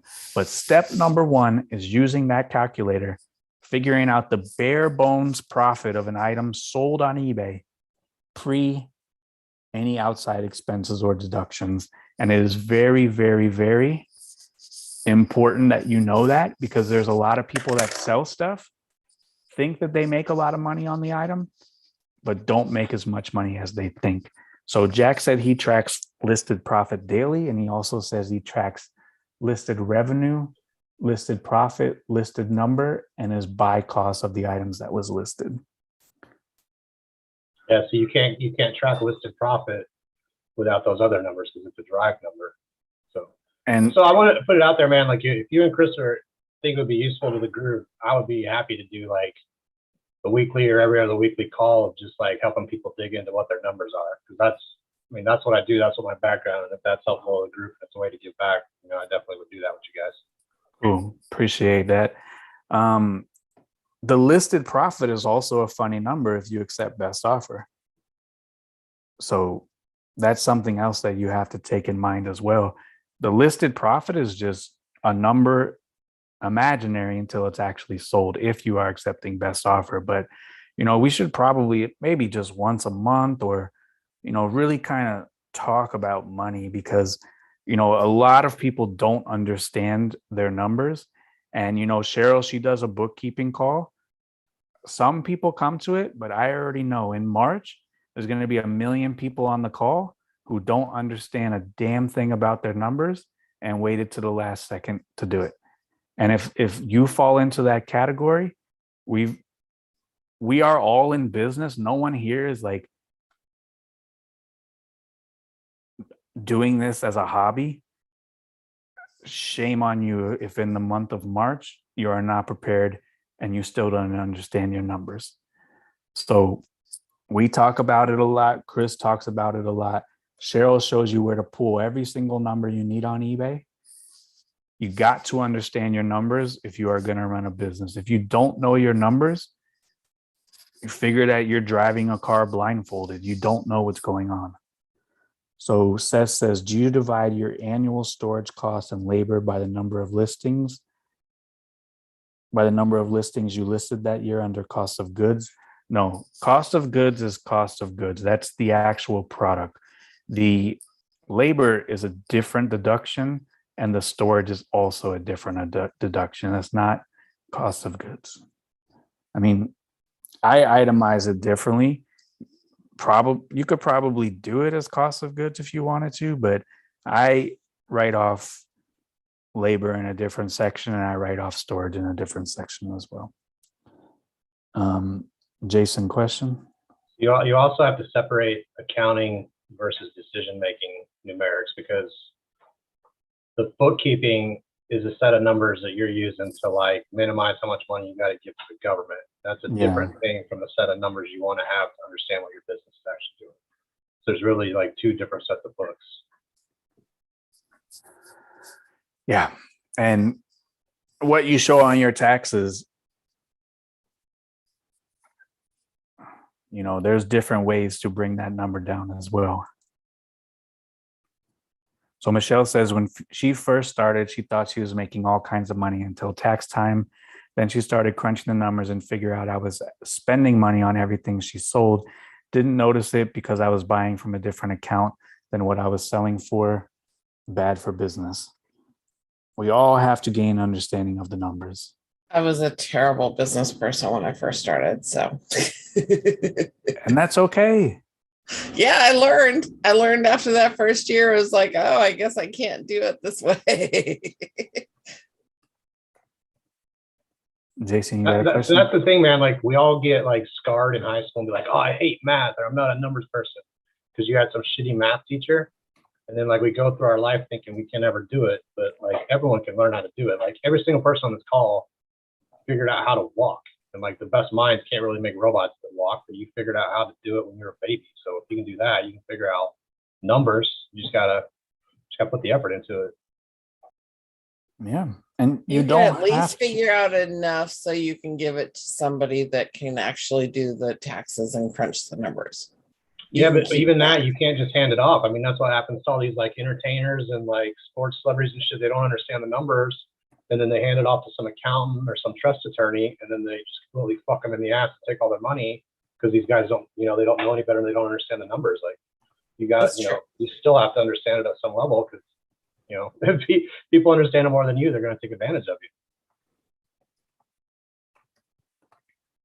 Totally. And you don't have to be a mathematical genius either. It's a lot of just basic math, adding and subtracting.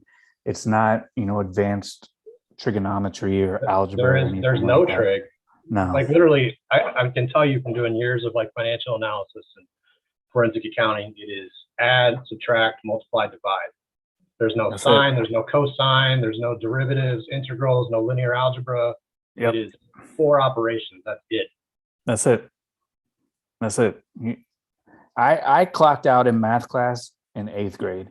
I knew after that, when I opened up the book and it says, you will use what you learn in this chapter for interplanetary space travel, totally clocked out, and I was done. So for me, I can still do the math enough to figure out taxes and how much money I make. You do not need an advanced mathematical degree like Kenny to figure out your bookkeeping and how much money you're going to make. It's money out versus money in minus the deductions. That's it. Jason, over to you. All right, I'll try again this time. All right. Okay. Yeah, I just want to add on to it. Like I've been terrible with the numbers this year. I have no idea what I'm doing. But what I'm going to do for next year is, and I haven't even done it yet, but I'm going to do it before the end of the year here, is have a whole new separate checking account. Smart idea. Every single dollar that comes in will go to that checking account. Every single dollar will go out. If I buy something on credit card, I'll pay for it from that checking account. Yep. And then if I want to know how my eBay is doing, I just look at the account and see how much money is in there. And that doesn't tell me line by line or anything like that, but at least I'll know the bottom line, how much money I'm making at all times. Absolutely. That might have been one of the smartest things anyone has ever said on this call. Wow. Get yourself a dedicated bank account for your business, whether you are self-employed, especially if you're incorporated. That's a no-brainer. You have to do it by yourself. But even if you're incorporated, the business money is the business money. Once you commingle the money, they call it, you pierce the veil. And once you pierce the corporate veil, whether you're incorporated, you might think you have LLC protection. Once you pierce the corporate veil and start using business money for personal and commingle the money, they can sue you and take everything you own personally.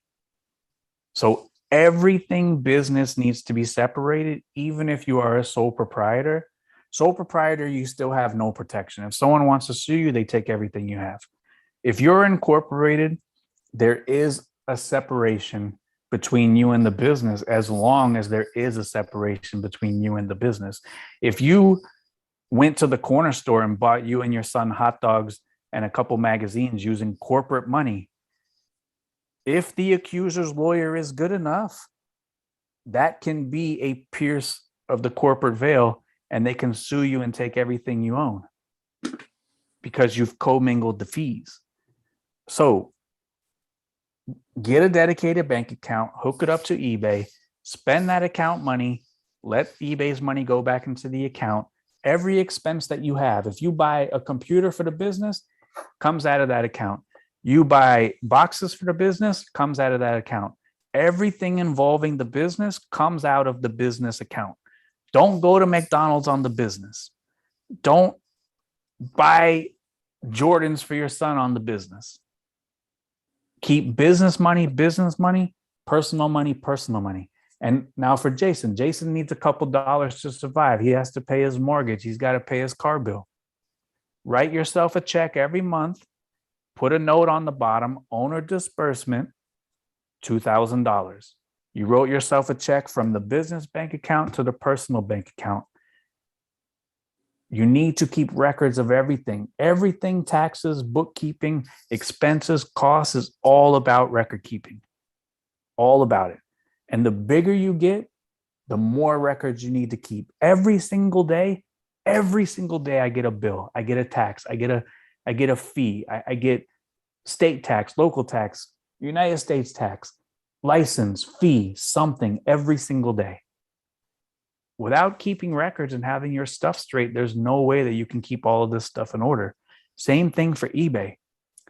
Every day there's multiple fees, tens, hundreds of fees that come out. Money going back and forth for holds, returns, cases, labels that get charged at the end of the month for FedEx. There's hundreds of transactions that go to your account every single day, maybe even thousands.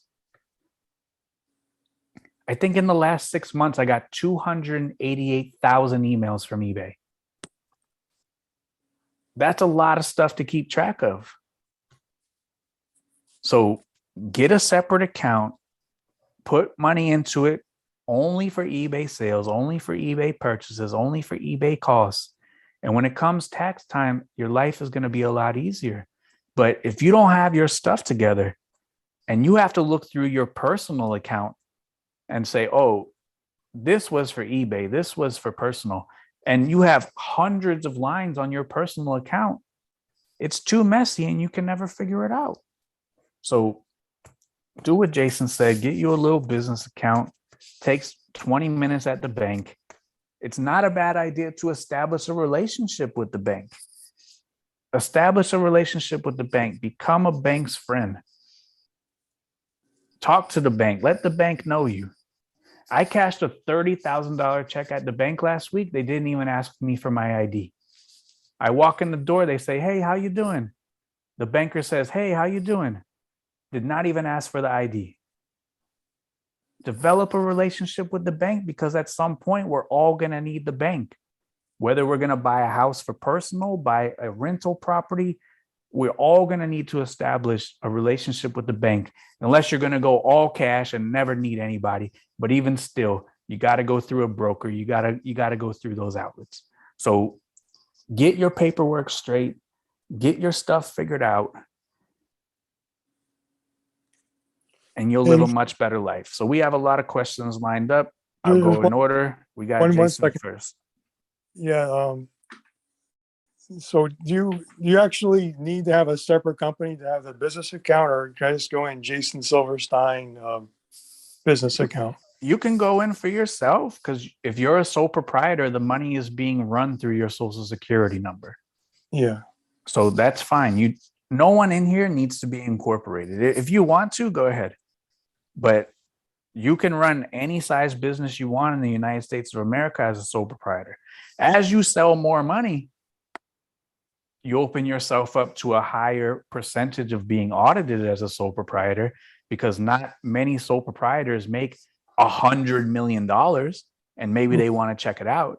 But there's a lot of companies that make billions of dollars, and $100 million is not even a blip on the radar for a company. So yeah, you could do it sole proprietor under your social security number, add that bank account to eBay, run your entire eBay business through that dedicated bank account. That is the way to go. So I don't really need a separate name or a business name.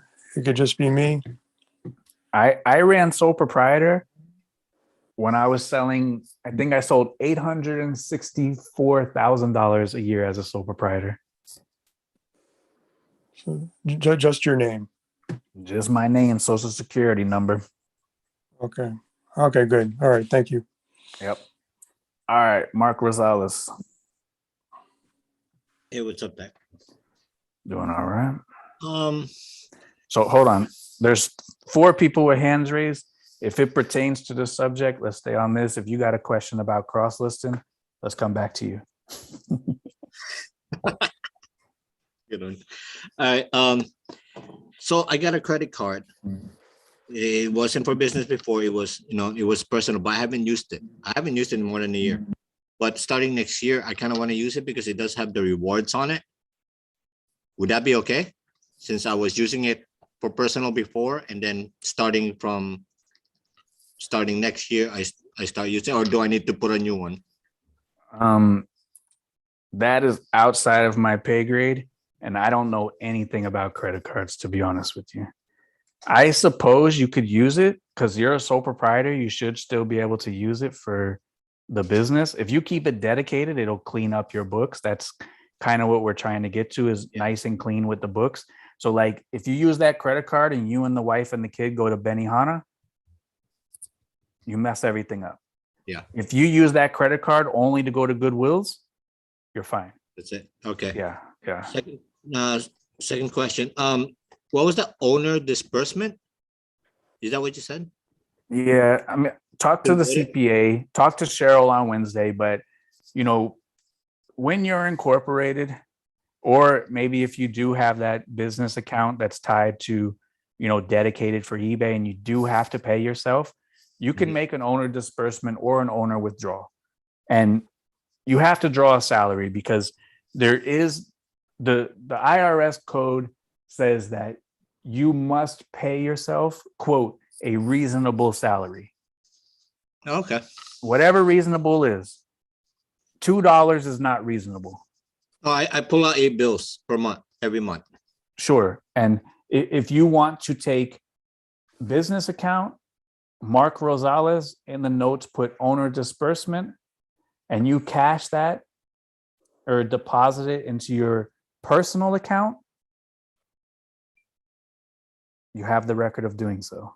Gotta be a check. Can't be like the transfer. I would do a check personally. Okay. Because you have that paper trail. The transfer, what is it for? I know sometimes you can write a memo or a note. Yeah. I like to have that picture of the check. Gotcha. That was my question, so I'll put my hand down. Transfer versus. But if you are a sole proprietor, there is no need to do a disbursement because all that money is yours anyways. If you're incorporated, that's when you give disbursements. Gotcha. So if you're a sole proprietor, all the money is yours anyways. You're going to be taxed on all the money. But I like to keep the paper trail of saying my sole proprietor paid this. Gotcha. All right. Thank you, Doug. Yeah. And again, I would highly recommend everyone to check out Cheryl's call on Wednesday, bookkeeping call. She's a professional at this. I'm just a guy who pays a lot in taxes. There's a big difference. So my experience just comes from paying taxes. My mom was a CPA, so I do know a lot about taxes, but I am not a professional. I am someone that pays a lot in taxes. Cheryl is a professional and can give better advice. Mike. Hey, what's up, man? Couple things I was just gonna say. I was gonna ask the same thing because I technically have an LLC. Early on, thankfully, my accountant, that's why it's good to meet with an accountant. That was like the first thing he set me up with is he said, you need a different business account. But I've been transferring money and writing it in the memo. I just put like pay draw and then I transfer. But I don't trust much of anyone, let alone banks. So maybe I should go to checks, but I'm way too late on that. But you had mentioned like banks, like you definitely have built a relationship with banks to walk in there and have them cash a $30,000 check, because generally for a guy like me, especially when I was doing a lot of antique advertising sales, like selling these vintage Ford signs to these guys who own like 39 cars. And I would go in there with like talking about, I need a wire coming through for like 45,000. Yeah. And like the whole bank would shut down. There'd be people getting my ID. I'd be put in a corner, and it fingerprints.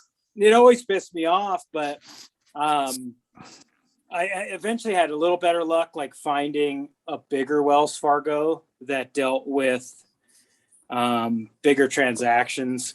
Because when we were doing these deals, it was like, I need 40,000 cash, because when you sell these certain antiques and some people are trying to avoid tax stuff or selling their collection and they don't want it going through an auction. But anyways, so far I can't wait to the day, because right now they just treat me like a criminal, and being covered in tattoos doesn't probably help my cause either. But trust me, I've been there and done that, man. When I was a little younger, try to just deposit checks. They used to fingerprint me and go as far as to ask me like my mom's maiden name. Dude, they used to run me through the ringer, and it used to piss me off so bad, dude. Yeah, no, I got treated pretty poorly by like this uppity young like banker guy who was like head of this bank. I was probably like 10 years older than him. But when I just left his bank and went to like the big branch, it worked out better. But yeah, I've had to do some pretty crazy large transactions, but it's coming from like the people I'm dealing with. And I'm like, you don't realize the guy who sent this money order, like he owns like half of North Carolina, like this, like, but they, they're not going to listen to you. But anyways, right. I just thought it was funny you said that. And then I've had banks tell me before my signature doesn't match because they didn't want to do the check. And they used to make me go to another bank. Yeah. My signature is like this terrible scribble, which I don't know if that's good. Like back in the day, your signature was like your name, like it had to be like that. Yeah. But I had a different question, but it's not on accounting. So I will say I'm okay. I was just going to say one more. I will say I'm pretty thankful for business math, because I have like math phobia. I was always like honors English, super good in like those types of subjects, and like huge anxiety with math. And then the other guy mentioned like having a bad math teacher. I had like a terrible math teacher that I really did not get along with. And then I spent half of middle school taking LSD and smoking weed too. So nothing was in school was going to work out. But for those who are intimidated by math, I just wanted to say, like, thankfully, business math is pretty, I'm not great at it, but it's pretty easy for those who are way on the bottom end. Tech, you always encourage me because oddly, when I hear you talk, probably as opposed to like Chris or someone else, you are kind of a like money in, money out guy. And that's just encouraging. So I know you're way further ahead of me in your accounting knowledge, but you do break it down in a way to where a guy like me feels a little bit more comfortable. So anyway, on the, why is it there's certain products, here's my theory, and maybe there's a way you can just see how long they've been listed. Can you just tell how long an item's been listed if it's someone else's item? I think we can go on watch count. We looked at that a couple of weeks ago for sold, but I don't know if we can do it for active. Let's check it out. It might be something you could just answer real simply, but why is it that, like, let's say this is the exact example. It's called the Small Soldiers Ocula, OCULA. But there's one of them listed for like super overpriced and it has like 10 watches. Is it the fact that they have it so overpriced that people think it's something different than it is? Or has the listing been up for 2 years overpriced and it's just gained those watchers?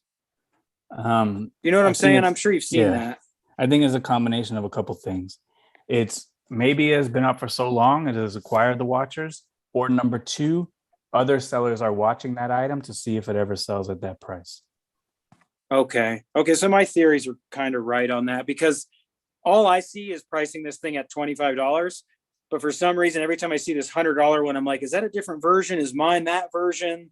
Like, what's so special? But looking at this Small Soldiers Ocula, I do not see anything different about his than mine. And I see even ones new in the package going like cheaper than that one. So. All right. So.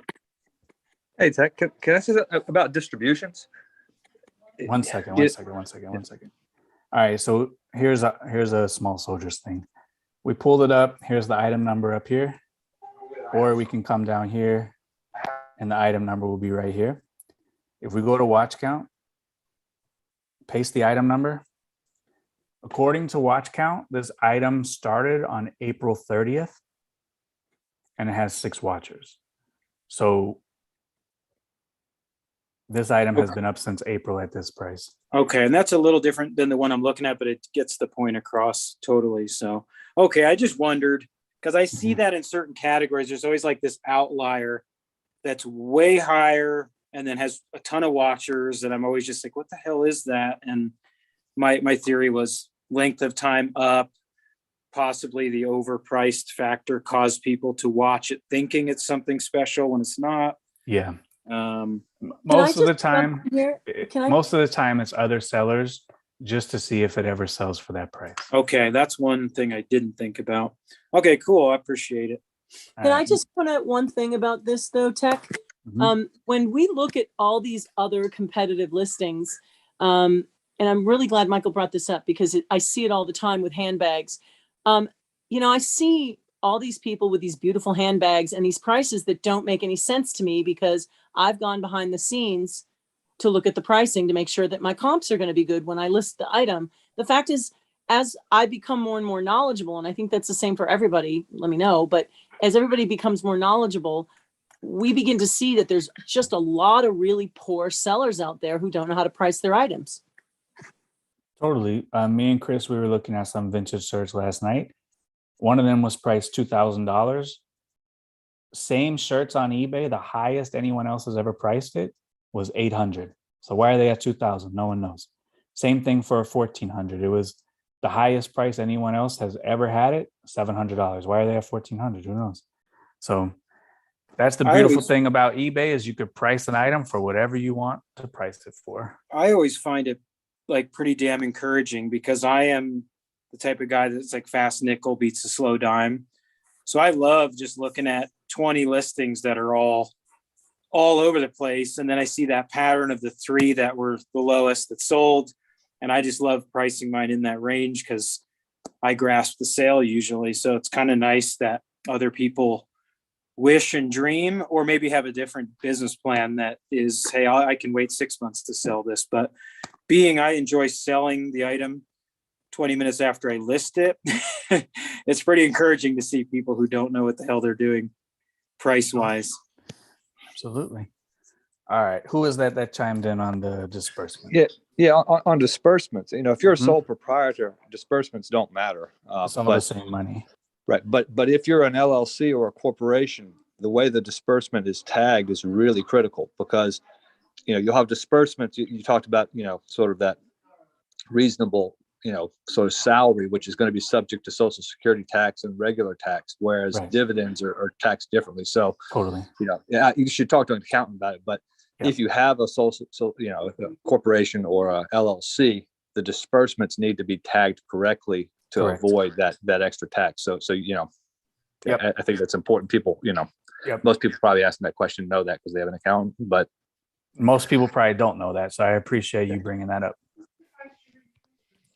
No, that very, very valid point. And that's why I said we need to develop that paper trail and we need to write that in the notes. We need to put disbursement, payout, something, because like Brian said, you can take a dividend and that's taxed at a different tax rate than ordinary earned income. So very, very, very important. And if you are incorporated, or it's never a bad idea to pay somebody who's a tax professional for help, because the money that you do pay them is, number one, tax deductible. Number two, whatever money you pay them, they will for sure be able to save you more than you're paying them. Talk to a professional. The first year I went with a professional because my mom used to help me with everything.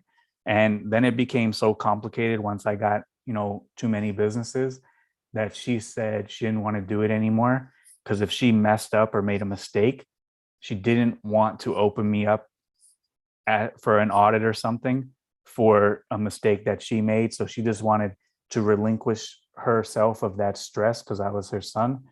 And once I did get a professional, like the money I paid, they were able to save me so much money. It was well worth it. Get one, talk to one, have them save you a couple dollars, a lot of stress off of you. But if you're going to do it, go do it now. Don't be waiting until April. Don't be waiting until March and February. Go talk to one now. It's the year's just changing. So they got a couple things to do, but they all have a free consultation. A lot of people get hung up and say, oh, I need to find one familiar with online sales. It's all the same. It's all the same thing. Online sales are the same thing as the brick and mortar store. It's the same. It's money out, money in, all your expenses. There may be a lot of expenses that you don't even know about that you are eligible for, that a professional can guide you into taking those deductions. Like there's all kinds of things. Like if you really want to play the game, you could do like Koga brought it up today. You could do the Augusta rule. The Augusta rules was made for the Augusta National in Georgia, where for 2 weeks out of every year, every single place in Augusta, Georgia is rented out. You can't find anything. The Augusta rule was made, and I've never taken this deduction, but people take it, and it is a real thing, where you can rent your house from yourself for 2 weeks and not have to claim the income.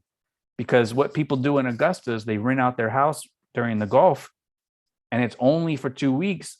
They get the money, and they don't have to pay income on the money. Some people, their company rents out their house for 2 weeks. It's a deduction for the company,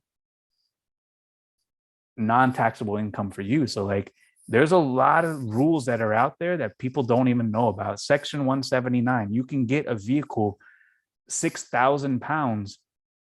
And as long as it's put in service December 31st before 11:59 p.m., you can get a 100% deduction for the vehicle for your business. There's a lot of things to do, but you need to talk to a professional. You need to get everything figured out.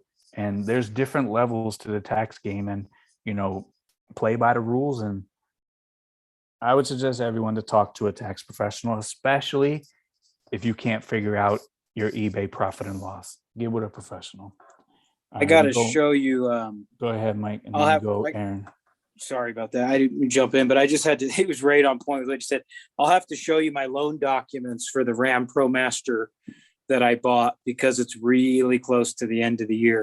Because my accountant, he goes, "Looks like you're getting a vehicle this year," and that's, I think, a good accountant in a way because he knew that it was time for me to buy a big car or give all that money to the government. And that was a lot of it's my, I have a really good accountant, but I slip up and don't communicate with him enough throughout the year. So he has to do some fixing, but yeah, my vehicle was purchased very close. And it was kind of because of me making mistakes, but I think a good accountant, if you're not a good numbers person, or you can actually really save your ass in a lot of ways too.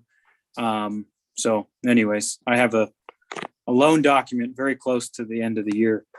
Sure. And, the vehicle deduction is good for this year if you want to take the entire deduction. But when you go to sell it, you have to recapture some of that. So, you could drive that thing until it's worthless, drive it and donate it.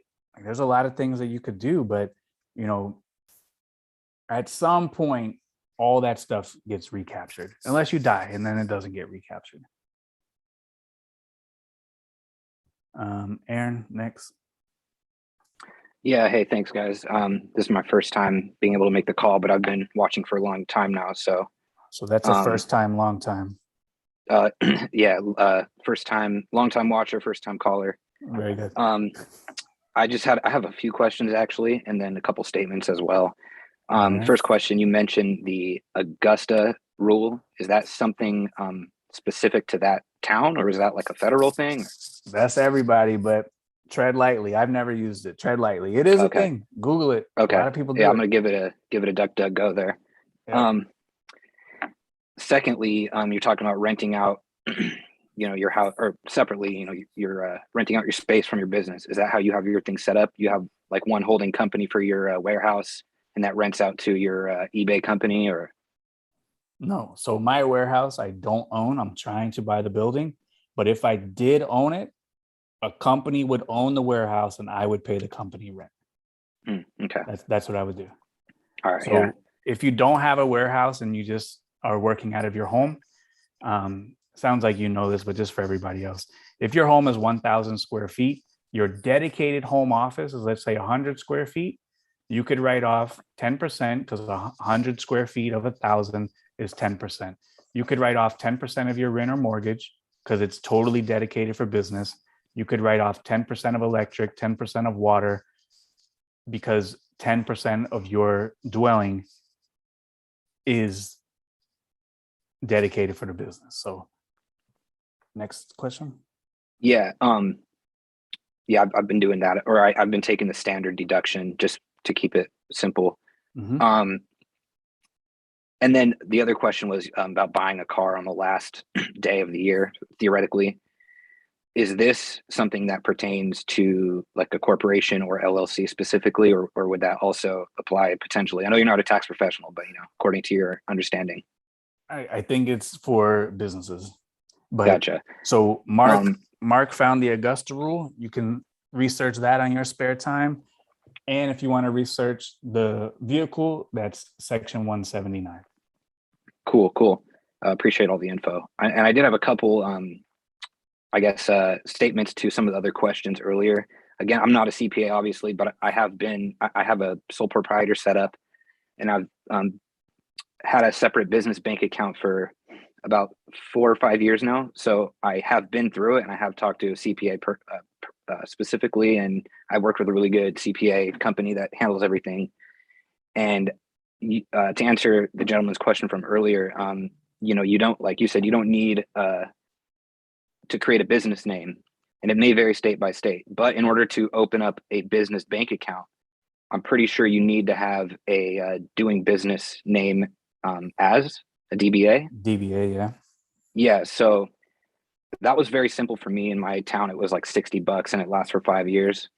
And you can name it like your name, business, or whatever. You don't have to come up with a name. Mhm. And that I was able to open up my business account with Wells Fargo, and it's like $15 a month. or if you have a minimum amount of money in there, or you use the minimum number of transactions, it's free. So it's really easy to do. And that really helped. I have my personal business or my personal account on Wells Fargo and my business account. And I have my business account hooked up to QuickBooks. And so anytime I need to pull money out of the business bank account or put money in, I just do a transfer from my business account to my personal account. Okay, Transaction. ask you Go a ahead. question. Hold on. Go ahead, finish, Aaron. I was going to say I transferred from my business account to my personal account, and that transaction shows up in QuickBooks, and you can mark that, as you said earlier, as like a distribution or whatever you call it, an owner draw. Sure. And the reason why you do that is you don't have to do it if you're a sole proprietor, but Right, it 'cause keeps all your the money is transactions. yours. It keeps your transaction separate because that transaction is going to show up on your ledger, and you want to make sure that you're not writing that off because that's income to you. Correct. 100% correct. So you classify that as owner distribution, which isn't a tax write-off. But if you need owner distributions are complicated, and not all of them are dividends, because there's some amount that you get free if it's like retained earnings being distributed back to you, like all that. Taking money out of your business is really complicated. It's not something that you should just do willy-nilly. You should talk to somebody that's a licensed CPA, because like Tech said earlier, you can either pierce the veil of your corporate liability protection, or if you have like retirement accounts, 401ks, all those things involved, you potentially run afoul of ERISA laws. There's also different laws in terms of discrimination with regard to like how much payroll you're giving yourself versus your employees. There's all kinds of ways that you can screw yourself by just like taking money out of your bank account. And you should really make sure that the CPA, make sure that it's all, exactly like everyone said, documented, not like just taking cash out of the ATM and putting it in your pocket. Like it needs to be like a documented transaction, and it needs to, like, your CPA needs to know about it, and they need to make the decision of how to like book it. It's not Right, so something that, you should play around with and just take advice from some dude on a call. Oh yeah. Yeah, and I'm not giving advice to anybody, and you're right about that. And I have spoken with my CPA about this, and this, what I was talking about is specifically sole proprietor. And yeah, I don't have LLC, so I don't know all the details of that, or a corporation, but I understand your point on piercing the corporate veil. And I'm just saying, like, you know, if you ever do need to make a payment to yourself, like what Tech does, you can do a check, obviously, but you don't have to. And it is, you know, don't take my word for it, talk to your CPA, but according to my CPA, that is fine as long as it's documented, and you put a note in that on the bank statement. And that's really simple. You know, I don't ever have to go to the bank. You can write a check and deposit it on your phone as well, with Wells Fargo at least. So I mean, in theory, you can take money out of the ATM and you can keep the ATM paper receipt, and you can write the date and what it was for, and that counts as a receipt with regards to the IRS. But the main thing is every single penny that comes in and every single penny that goes out has to be documented: what date, where it went to, who, and why. And you have to be ready to hand that over to the IRS up to 7 years from the day that you do it. No questions asked. Mm-hmm. Yeah, and I keep you can keep all this paper, and I'm pretty sure from what I've heard is the IRS accepts bank statements as paper trail. So, but if you want to double up, you know, keep hard copies, that's cool too. But anyway, so I had one more thing that I've done personally is I lease a car for business purposes only. I used to take the mileage deduction, and you get a much bigger tax savings because you're able to write off the whole payment and all the expenses associated with the car, as long as you only use it for business purposes. You can't use it for personal purposes. So that's another thing that I've that's the caveat. You can't go to your girl's house. You can't run to Burger King.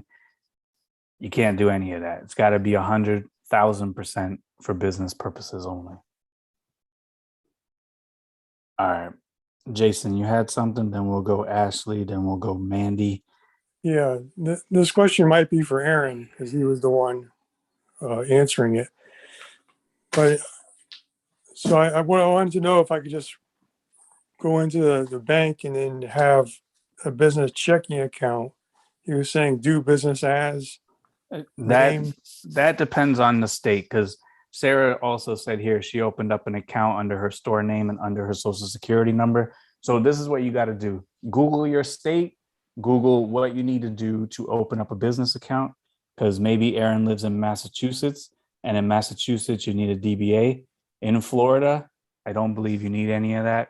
You just need to open up a business account. So talk to your bank, talk to Google, talk to a tax professional. Just go to your bank and ask. They'll tell you That's it. everything you need. Just go go to the banker, the guy that greets you in the lobby and says, what do you need to do today? So I need to open a business banking account. Once they hear business, you get like a special little escort over to like the high roller area because they think they're going to get more money out of you, and they'll tell you anything you need. And as you get more and more money in that bank, you'll start finding about all these other services that you didn't know about, like wealth management and tax planning and all these things that you start getting for free that other people pay for because you've got enough money in the bank that they actually care about you. I live in Florida, and Jason, I believe he lives in Florida as well, if I remember. Check out Florida Biz, and it's gonna give you all the information. So for solo proprietor, you don't need a business name, but as far as like a LLC and some other stuff, you will need to register your business so that you can get the name, and then you open a business checking account. But a Florida Biz should give you all the information. Correct. Thank you. All right, we're gonna hold on. All right, Jason, you got something else? All right, Jason's out. Ashley? It wasn't a question, it was more of a statement. I was just trying to tell people that when you're trying to find a CPA, make sure that you look them up to make sure that they're legally registered with the IRS, that they can actually file your taxes. And if you're audited, they're somewhat also liable because they help you, not someone who's just doing taxes. And at the end of the tax return, it says who prepared it and they put your name. So a lot of people fall in that trap, and then when they get in trouble, they're screwed. So please make sure you look up that the person who's doing your taxes actually legally can do taxes.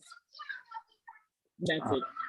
Hey, Even she's if bringing they up a really good, she's bringing up a really good point. So when you go to places like H&R Block, those are not CPAs. Those are people that they hired as like a seasonal worker that like literally type your number into like forms and fill it out. They don't know tax. Like anyone on this call could go get a job right now doing H&R Block tax returns. Like I think they are licensed certified CPA. tax preparers.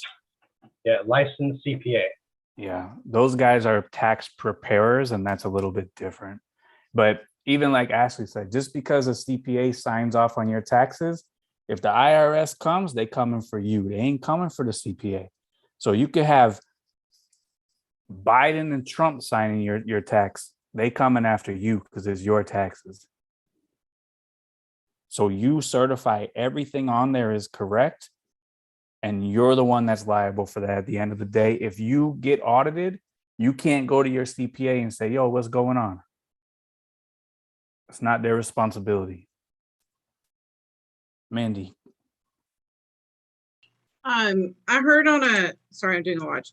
On a news, like a radio finance program, it was a few years, it has been a while ago, but they always recommended your business account to be in a different bank than your personal account. And the reason is that some banks have like down way in the fine print. Let's say you went negative or you defaulted or something on your personal or on your business, they can dip into the other accounts to cover those losses. So I've always had my different banks, and then I just wrote checks or did a transfer between the two, a digital transfer. Makes sense. Anyway, so if you're going to set up, if you're going to go set up, you can set up criteria on those. I know this because one of the businesses I had was owned through my retirement account. So that we could not have any money transferring from that back and forth, because then we basically did an early withdrawal of our IRA, and we owe like hundreds of thousands of dollars in taxes. So you can have specific instructions with your bank of like which accounts money is and is not allowed to transfer so that they won't do that. And then by having all of your money at one account, it starts knocking you up into higher and higher relationship thresholds where, like, you know, if I had like a personal check bounce, instead of having to pay that $35 fee, I just go in there and tell them to look at the balance I have on my business accounts, and they're like, oh, no problem, Mr. McGrath, I'll go ahead and reverse that for you. So there is a benefit of having all your money in the bank account up to, there's a threshold of where you lose FDIC protection if that bank goes 250, I under. think. You don't want to go above that, but there is benefits to having everything in one bank because now all of a sudden you got more power when you walk in that lobby. 250,000. It's 250. But the thing is that, you know, at some point, I don't know if it's true. You know, I've never had that happen to me. So, but I've been weary of that. If somebody did sue me, you know, I do have an LLC, but or if something happened and my bank, I don't know. I just have, you know, I just don't want my personal to be wiped out. No, you're smart to be on top of it and think about it, but there are certain things that you can set up to make sure that it doesn't happen. Like we had to be very diligent because, like I said, one of my 3 businesses was actually owned by my IRA account. And so if any money went from that corporate account to my personal account, I have now violated the tax protection that I have on the IRA. Right. And it's all immediately taxable. I have to pay that extra 10% penalty tax on top of it. So, you know, it's like a big loss, but you just have to be very explicit and you can set those up so that, you know, money is not allowed whatsoever to transfer between those accounts. Because my ex-wife was pretty goofy on that stuff. And there were several times where she went in and tried to do money and got denied. And like, you know, they wouldn't allow it. They just straight up wouldn't allow it. So Okay. it's just all in, like, you got to have, like, when you start getting into set up like business banking accounts and stuff like that, especially if you're incorporated, they'll want to see like your articles in an incorporation. They'll want to see different like ownership things. And you really gotta take the time to understand all that stuff and make sure that you've done it right, because all these like little like black swan events that might happen someday can really, really, really screw you up. And you just don't want to take a chance on your whole business going down because you like didn't actually read the fine print. Mm-hmm. All right. So Trisha says in Illinois, you cannot get a business bank account without being registered with the state. If you are operating as a sole proprietor, you can only have a dedicated personal account. So, you know, every state's going to be different. So check with your state, talk to the bank, talk to a tax professional.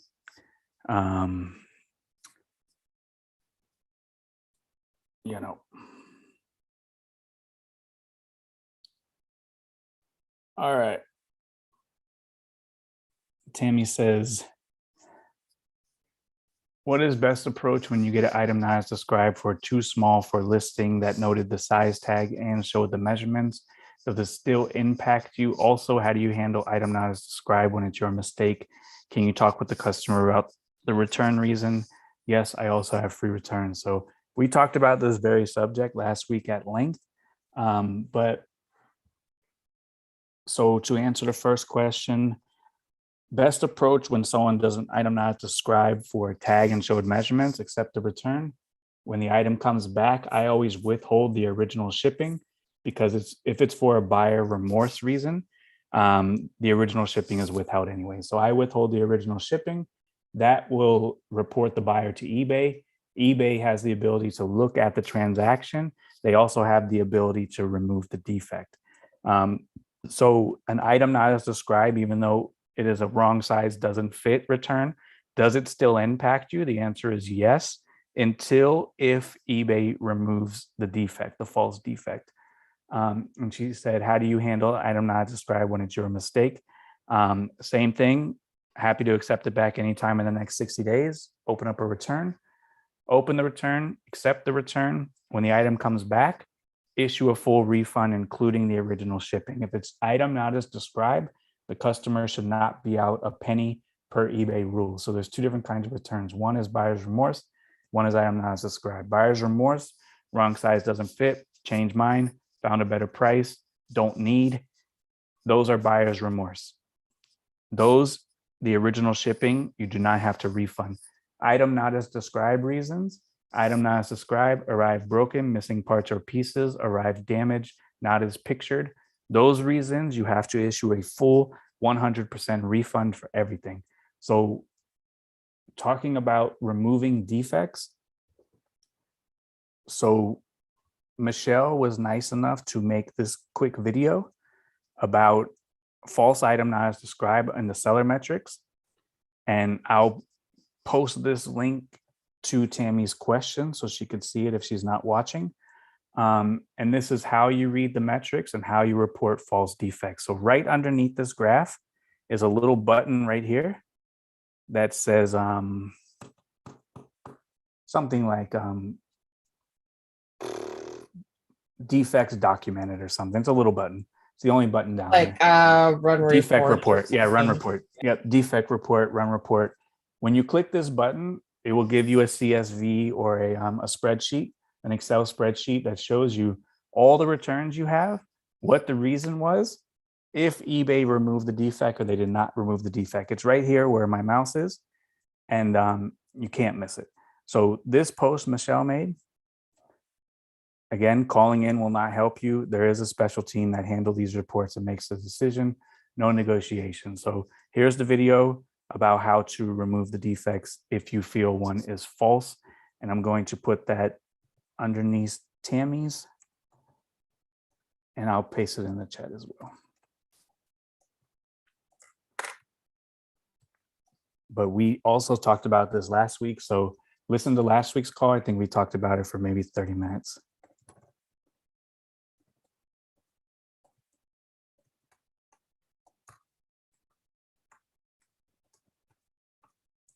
But happy to answer all questions. It doesn't matter. No silly questions, because just because Tammy didn't hear it last week, there's 100 more people that also didn't hear it last week.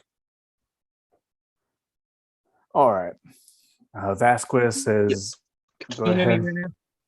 What's up? I might be breaking up, but my question for you is, you mentioned a second ago, you mentioned a while ago how you don't think about credit. You mentioned before that your wife is the one that like ensures credit scores are good. Do you guys ever intend like having Chris or maybe your wife like talk about stuff? It one recently, but is that something you guys intend on doing in the future? Is that something we intend? I intend. The answer is no. I know nothing about credit cards. I know how to sell items on eBay. So I'm happy to talk about eBay. I'm not happy to talk about credit cards. I don't use credit cards. That ain't for me. My wife does it. She knows about them. Chris has studied about them. He's learning about them. Jack learns about them. If you have credit card questions, those ain't for me. That's for Chris. That's for Jack. If I know about something, I'm happy to talk about it. If I don't know about something, you have 2 ears and 1 mouth, so you need to listen twice as much as you speak. So when it comes to credit cards, I'm listening, I'm not talking. And Patty said there's a lot of YouTube channels about them. So I ain't giving out credit card advice. A lot of people tell me I can earn so much dollars, so much rewards, so much flights. I don't got time for that. Instead of saving money, I just worry about making more money. All right, Vasquez says, if you made a standard operating procedure, where did you start? We're in the process of documenting a standard operating procedure for everything that we do, but it is daunting. Just wanted to get inspired by hearing how you started yours. Any advice is useful. Well, I have a beautiful answer for you. If your if your standard operating procedure is extremely simple, you don't have to document anything. So nothing in my entire multi-million-dollar eBay business is documented step by step. Nothing. This is how we take photos. If you can't list 100 on the first day, this job isn't for you. There's no SOP. You don't need to take a course. You don't need to study. This is how we do it. Here's the setup. Watch me a couple of times. Repeat. This is how we ship. We ship 2 ways. First class, priority. The standard operating procedure is 1 sentence. We ship 2 ways. First class, priority. My whole book on how to do eBay is a 1/4 of a page. There's no operating procedure. So if you have a lot of complexity, at one point, no shade on Chris, at one point, he has a video, you could dig it down. He had an 84-step process on how to create a listing. If your process to create a listing is 84 steps, then you better write it down. If your process to create a listing is take photos, list, and that's it, You don't need to write it down. So nothing is written down because it is beyond super simple idiot proof. What is my storage situation? By color, put it in the front. How do I find it? By color, find the date. That's the operating procedure. So Vasquez says he was thinking if he got sick or died, the wife needed to do everything. You have to take your wife and you have to do on-the-job training, and she has to know. If you get hit by a bus and she has to read a big manual, you may as well just go out of business. If you've taken a couple of weeks and showed your wife all the steps for the business, you go out of business, you can still, if you get hit by a bus, you can still ship and list tomorrow. So my wife knows everything about the business. My son knows everything about the business. My wife does her eBay store the exact same way I do my eBay store. And she's up to 10 a day right now. I think her entire eBay day is less than 30 minutes a day because she does eBay the same exact way I do it. She doesn't sit on here and argue with me like you guys. She doesn't sit on here and ask me a question. I give an answer. She asks a different question to try to get a different answer. She asks another time to try to get the answer that she wants. She does eBay the way that I do eBay. And she lists 10 a day, packs 10 a day, picks 10 a day. And her entire eBay day is from 8 to 8:30 at night. 10 a day. And she sells more than a lot of these YouTubers that are doing big numbers. 30 minutes a day. Because she does it the way that I do it. If you guys want to do it your way, you could take 10 a day into an 18-hour day. That's fine by me. That's your goal. You can run your business how you see fit, but that's up to you. So if you want to have the ability for someone else to run your business, if you get hit by a bus, that person needs to already know how to run the business, and they can't wait for you to get hit by the bus and then try to learn it from a book. So a lot of this job you have to learn by doing. A lot of this job you cannot learn by opening a book and doing it. So, Chris, he had to do everything before he learned how to do it.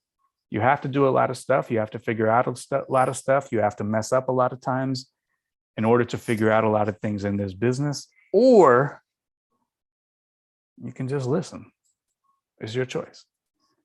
But some people need to be shown how to do it, told how to do it, and some people need to mess up 100 times and figure it out themselves and figure out how to do it. And then even when they figure out how to do it, that's how they were told how to do it in the first place. But they had to figure it out. How many of y'all take pictures on off-white carpet now, just for a sample? Because a year ago, y'all were clowning me on that. But y'all had to figure it out for yourselves and say, oh, I got a bright idea. I'm going to take pictures on off-white carpet. Brilliant. I'm glad you came to that conclusion. But you could have did that a year and a half ago and you'd be way further in the game. But y'all used to clown me on that. That's okay. That's okay. No problem. Isaiah says 1 minute for listing, 1 minute for pictures, 1 minute for picking and packing.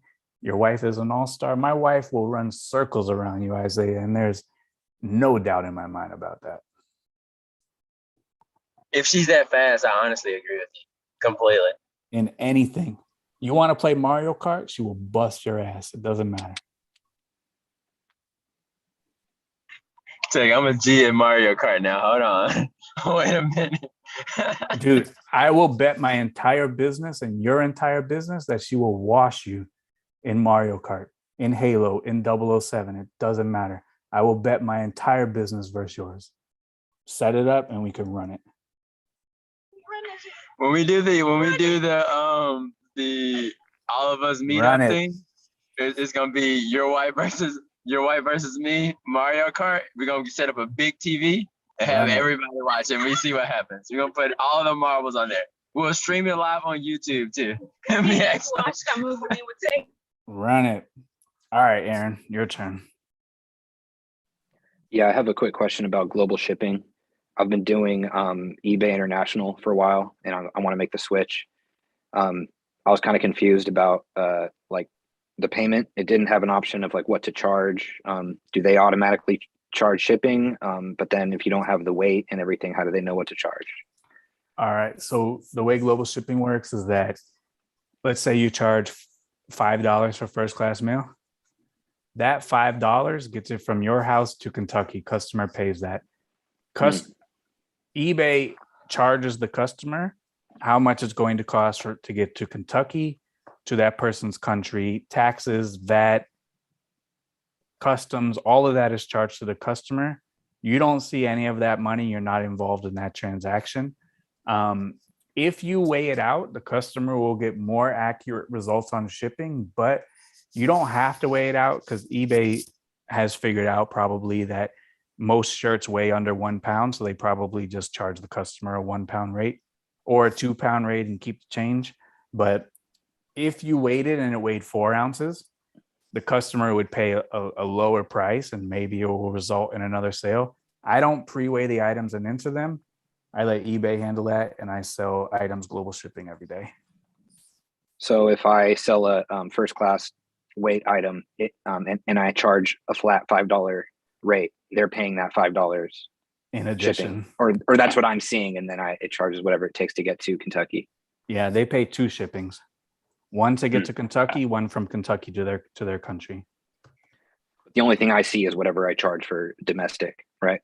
Correct. Gotcha. Thank you. Yep. All right.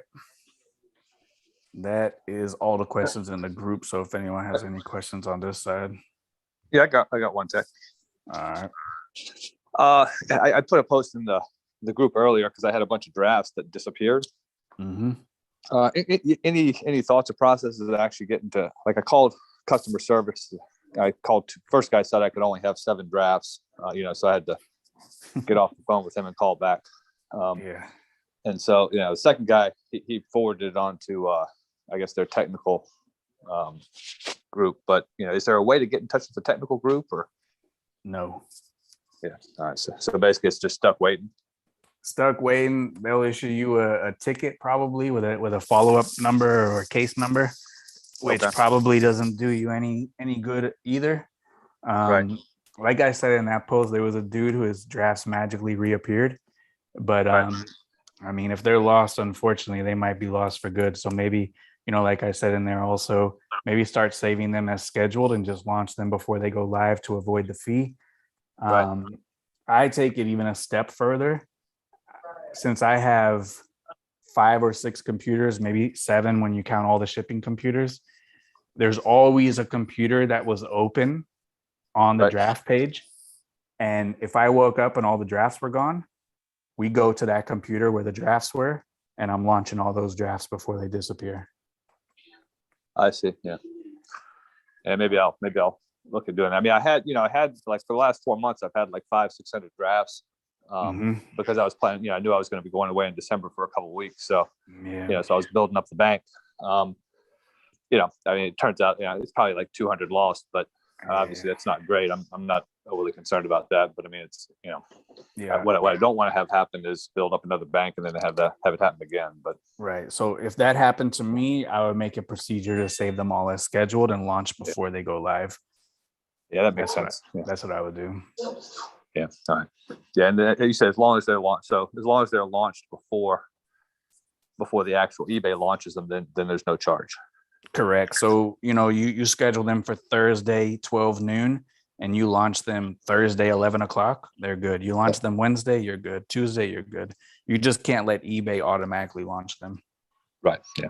Yeah. I mean, I normally have like, basically I try to have 2 weeks of, 2 weeks of drafts sort of set, so, and I list from the oldest draft. So the oldest draft I have would be 2 weeks. So I could set it to launch in say 4 weeks, 3 weeks or whatever, and then just they'll automatically be launched ahead of time anyway. Yeah. I think the farthest you can schedule out is 3 weeks. 3 weeks? Yeah. Yeah. Yeah. I think 3 weeks would be fine because nothing's more than 14 days. So cool. Yeah. If my drafts disappeared, I would go all scheduled from here on out. Yeah, and there's no, like, I know, like with Ink Frog, you know, they kind of back their sites up a little bit, but I don't think that works for drafts, right? Not sure. I've never used InkFrog before, but I don't know if they can back up drafts. Yeah, I mean, I hadn't really planned on using that, but something like this happens, you know, kind of makes you think, you know. Yeah.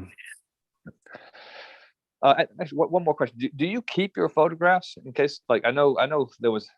I've only been doing this a couple of years, but I think there was a time when eBay lost photos. Do you keep the photos, or? I don't. I remember that day distinctly. It was I believe it was September 28th. I was at a thrift and I received the email that they've lost the photos, but don't worry, they are going to track them down. You don't have to do anything about it. And they lost all the photos except for the main photo.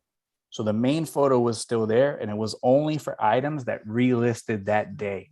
So if an item relisted on September 27th, it was fine. Relisted on September 29th, it was fine.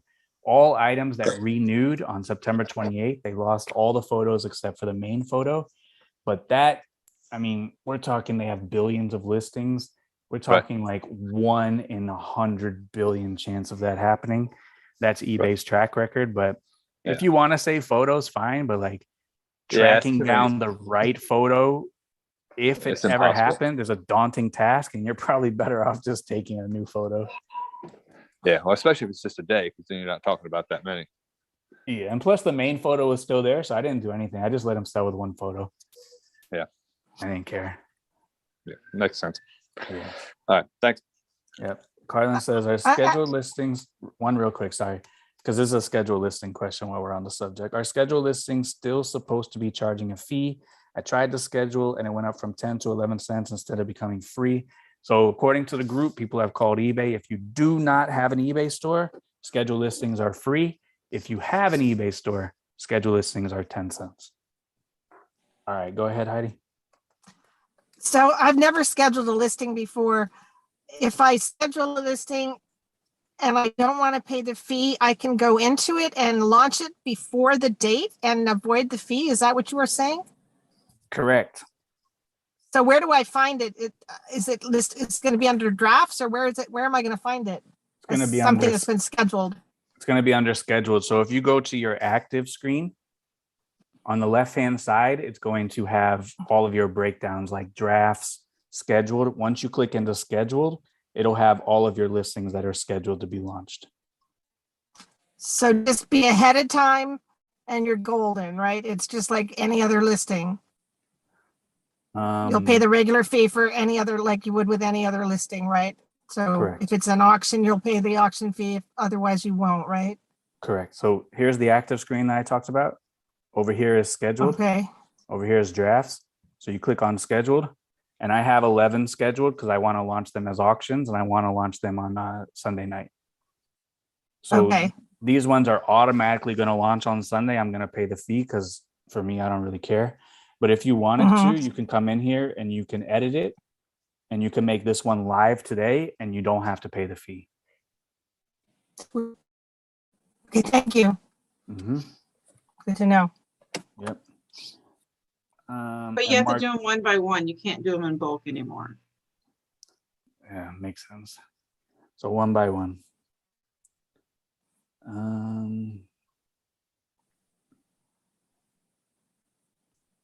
Mark gave the link to the scheduled. All right, that's all the questions for the group. Any more over here on this side with you guys? Yeah, technical question. Sorry, I'm up late. Did you guys at all talk about, the solidarity for all those really unfortunate sneaker sellers today? The terrible news that's coming out about them. Yeah, I think we came to the conclusion that all of us as a group are going to make a statement and remove all of our items from eBay as a protest. Okay, yeah, I think that's until they probably a drop good the one. fees for the shoe sellers. I have one more question, actually. Is there a difference between concierge and dedicated support that you get with like an anchor store or an enterprise? It's the same thing. But concierge, you don't necessarily have to have anchor store to have concierge service. But concierge is anchor support. Okay. So it's the same. It's the same. And do you get the same benefits? I think the only way to get concierge and not have an anchor store was to go to eBay Open. And if you had eBay Open, they gave you concierge for like 2 years or something. Yeah. So- I'm getting to the stage where I'm getting ready to move to the anchor store. Gotta do it. Gotta do it. The price alone to talk to those people who are actively trying to help you, right, is worth more than talking to some bozo who tells you can only have 7 drafts. Right. Yeah. Well, no. Yeah, that was frustrating, but yeah. Gotta do it. I would pay $300 a month or whatever it is just to have anchor support. Every single time I've called with my evidence and I've given them an educated argument, they've always helped me out. Always. Yeah, I'm like 2,000 listings away, so I'd be there in a few months anyway. But just do it. Yeah, so my thinking was I just start that at the beginning of the year. Maybe do it this year and you get the write-off this year. Oh, that's actually because I'll get the plus I'll get the bump up. I think if I do it before the end of the quarter, I'll get the bump up on the I guess the free supplies thing, right?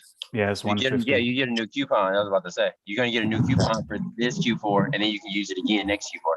Not next Q4, but next in Q1. Yep. Yeah, that makes sense. Yeah. Yeah. So like if anyone has any bills to pay, like if you have credit cards for the business, pay them off before January 1st, because all of this stuff counts for this year as your deduction. So like if you want to move up your store and pay for the whole year, pay it today. If you have, pay all of your bills early if you want to take that deduction this year. Yep. Makes good sense. Angel real quick, and then we go to Jared.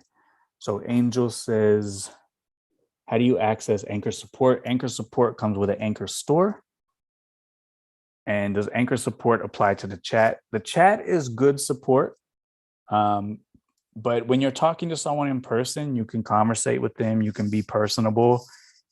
I'll be honest, Anchor support will bend the rules for you.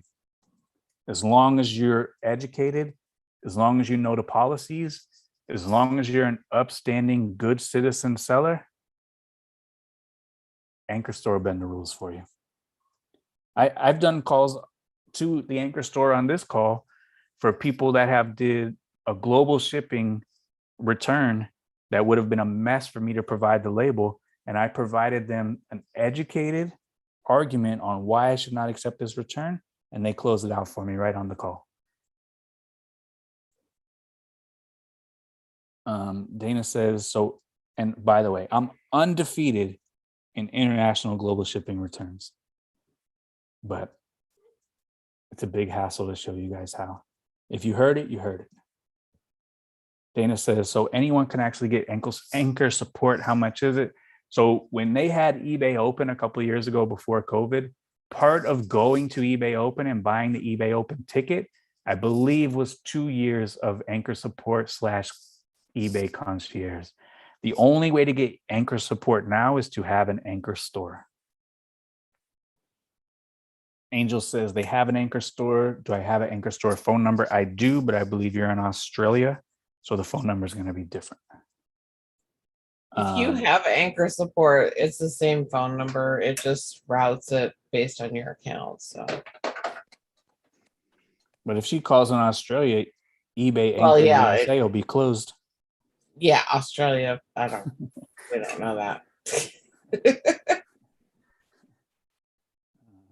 Angel, send me a message on eBay. I'll give you the phone number. All right, Jared. And then we go Mike.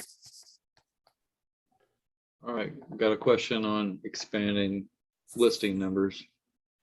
Is there like a, like a basic ratio to follow? Because I stuck my 30 out most of the year just to make sure everything didn't blow up my face on Q4. So I've been doing 30 forever. I sell about, I guess my average number, roughly 15, if I was counting the bad days, is what sells. So I'm kind of happy being in my, doing CDs. I think that's pretty fair, but it's time to expand the listing numbers.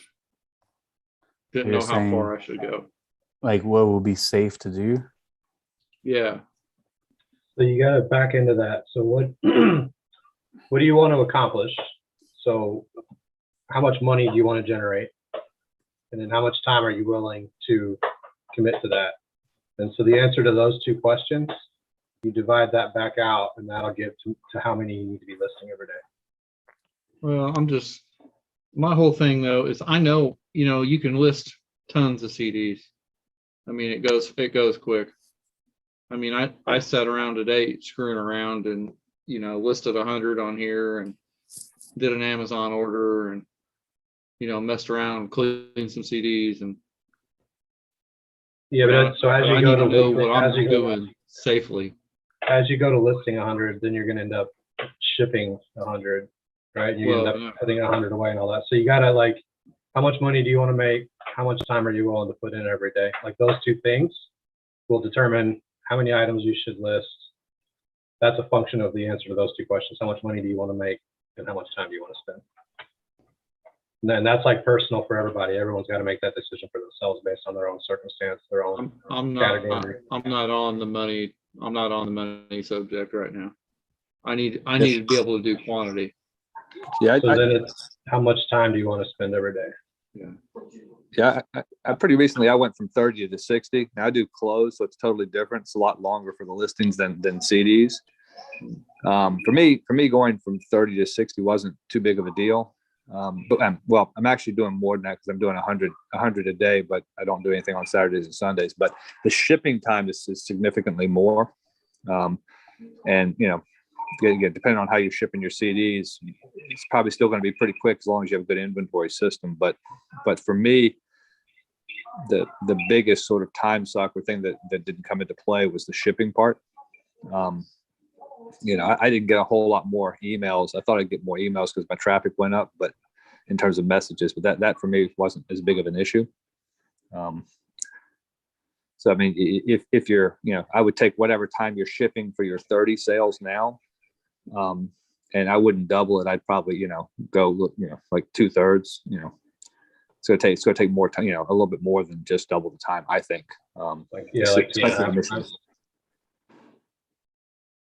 Because you're just from talking with you on our media call too, like you're shipping with like wrapping everything with bubble wrap and like you take a lot of extra steps. So I think I think the shipping part is what's going to catch you up more than the listing part. Just from talking with you in your business, I think you're going to end up with more time there than, like going from 30 listings to 100 listings. I think is not going to be that hard, but going from 30 shipping to 100 shipping, I think that's going to be a little bit bigger for you.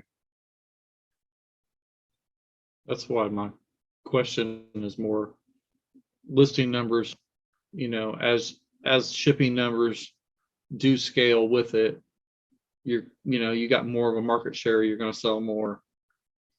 That's why I'm curious if there's any kind of, rough figure you can figure things off of for it. Well, so just start with like how much time it takes you to ship a CD. And then like let's say, I don't know, just say like, okay, I'm cool spending 4 hours a day shipping. So then divide that 4 hours by, am I spending 3 minutes per CD? So 3 minutes per CD is 20 an hour. So 4 hours, you're talking 80 CDs a day, right? And so that 80, eventually, no matter what category you're in, no matter what sell-through you're in, eventually you hit that nirvana point that Chris talks about where your listings and your sales equal out. It's the amount of time it takes to get there is going to vary based on your conversion and what category you're in and all that, but eventually you'll get to list shipping the same amount that you're listing. So if you can handle shipping 80, then you can kind of start listing 80 a day until you get there, or you can like list 160 a day until you get to 80 and then back off down to 80 a day. It all depends on like how much money do you want to make and how much time do you want to spend to do it. I mean, I can tell you from doing 100 items a day, like it's starting to get to be a pretty full day where I don't have a whole lot of like time left over. And it's like, 7 days a week. So. And you're not going to double your sales the first day. It's going to take a while because it's a function of listing and inventory size. So. Yeah, but you got to be thinking about that point you're moving towards, what does that actually mean? Like, you know, you need to be thinking about that well ahead of time. Like, you know, what am I actually targeting to? I mean, you get unlimited CDs basically, so that's not a problem. You got your source and you got your listing thing down. I think it's your shipping that's going to get you, Jared. Yeah, because I don't think it's gonna nirvana out. I think that's the problem. That's why I'm curious. What do you mean?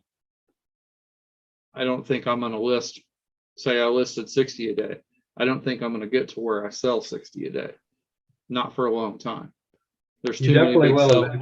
You definitely There's will. too many eventually. big sellers in my niche. There's too many big sellers selling for too cheap. And if I change sources and, you know, jumped in with everything that had great ranks, then maybe. No, so every single person, if we list the same number of items every single day, no matter what, you will eventually get to a point where you're selling the same amount of items as what you're listing. The difference is how many items you will have in storage. So that's going to be a function of your sell-through. If your sell-through is higher, you're not going to have as many items in storage. If you're like what you're saying, like your items sell slower, that means you're going to end up with like 3 times as many items stored as that other person that's selling them through faster. But you're still eventually going to get to where you're hitting the same number of sales as what you're listing.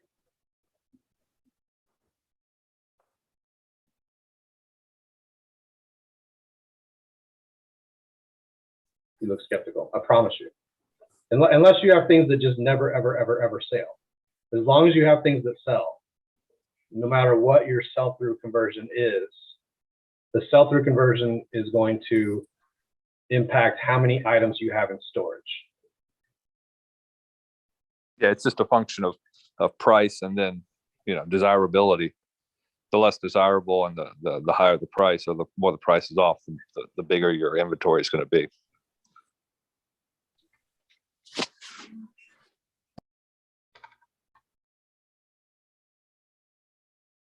I think that when it comes to scaling, the number one thing is your inventory system.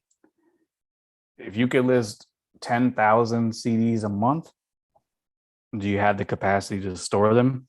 Do you have the capacity to put them away? That is, I think, the number one thing that needs to be figured out mathematically and what you're capable of doing. So when I was at 120 per day, I had one warehouse. The warehouse next door opened up 2 warehouses, double the listings, went to 250. I can't do 250 in one warehouse. I would outgrow it in 3 weeks. So now that we have 3 warehouses, now we're doing 300 a day. We've gone up a little bit. So I think that the storage situation is the number one concern when it comes to scaling anything, even CDs. I would agree. That's why that's one of the reasons I'm curious. I'm curious if, you know, should I set expansion figure and, you know, say I went to 100. I mean, should I figure, you know, a 15% per quarter, you know, gain for my inventory areas? Like, is there some way I can, you know, sit down and try to figure something like that out? I mean, I'm sure there's some way to do it, but I know you've done it multiple times. That's why I was curious. Sure. So you now that you're starting to send stuff to Amazon, you need to figure out what percent of items are going to go to Amazon. If you have 10,000 CDs, you don't have to store 10,000 CDs because you have Amazon. So maybe 4,000 you have to store every month. How many CDs do you sell on eBay per month? Let's say it's 1,000. So you're net 3,000 CDs every month at home storage. Amazon storage unlimited, we don't care. So you're going to be net 3,000 CDs at home per month. You have your boxes that you made. You know how many CDs fit in each tray. You know how many trays fit on a shelf. You know how many shelves you need to do 3,000 extra CDs. Once you do that math, now you figure out how much space you need. and let's say you have space because you have the shop. Let's say you figure out how many shelves you can put in there, how much each shelf holds. All right, the warehouse can hold 100,000 CDs. If 40% come to eBay, you could place an order for, 500,000 CDs. The rest go to Amazon. 100,000 comes to eBay. But you need to know how much space you have to work with. Let me give you like a set of equations. So if you think about what your business is, and if you said, okay, well, if I had 1,000 items, I would sell 80 a month, right? So that's like an 8% sale through. So now you say, I want to sell whatever that number is. You divide that number. Like if you say, well, I want to sell 100 a day. Hold on. Let me come back. I'm stumbling over this. Hold on. Yeah, and you could do the same equation. I work through it backwards. Chris works through it frontwards. Shane, I think, is going through it frontwards. If your store is 1,000 items, you sell 10 items. It's the same example I do all the time, Jared. You've heard it before. For every 100 items equals 10 sales. So if you grow your store to 2,000 items, you'll have 20 sales a day. Whatever your number ends up being. Mine is around 150. So that'll tell you how many items you're going to get if everything stays the same. If you start listing a bunch of Yanni that's not going to sell, then this equation doesn't work. But if everything kind of stays the same, you can figure out how many items on average you're going to sell, how many items you're going to net every month, and how long your storage situation is actually going to work out for. If you can store 10,000 items and you're net 100 every month, what do you have? You have 1,000 months before you move out? Let's see. Or 100 months before you move out? So I think the number one thing to scaling is space. And that's why, what's the guy's name? Brad? Yeah. Brad said him and his partner, they bought a 22,000 square foot warehouse. That was factor number one. All right, now we got 22,000. Now we know what we could do out of here. But they can't sell 160,000 items out of a bedroom. Yeah.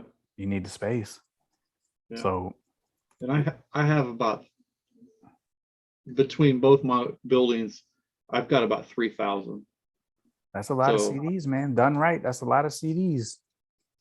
Yeah. Yeah. Because my shelves in the back of my house, I've got 4,000 on 2 4-foot long shelves.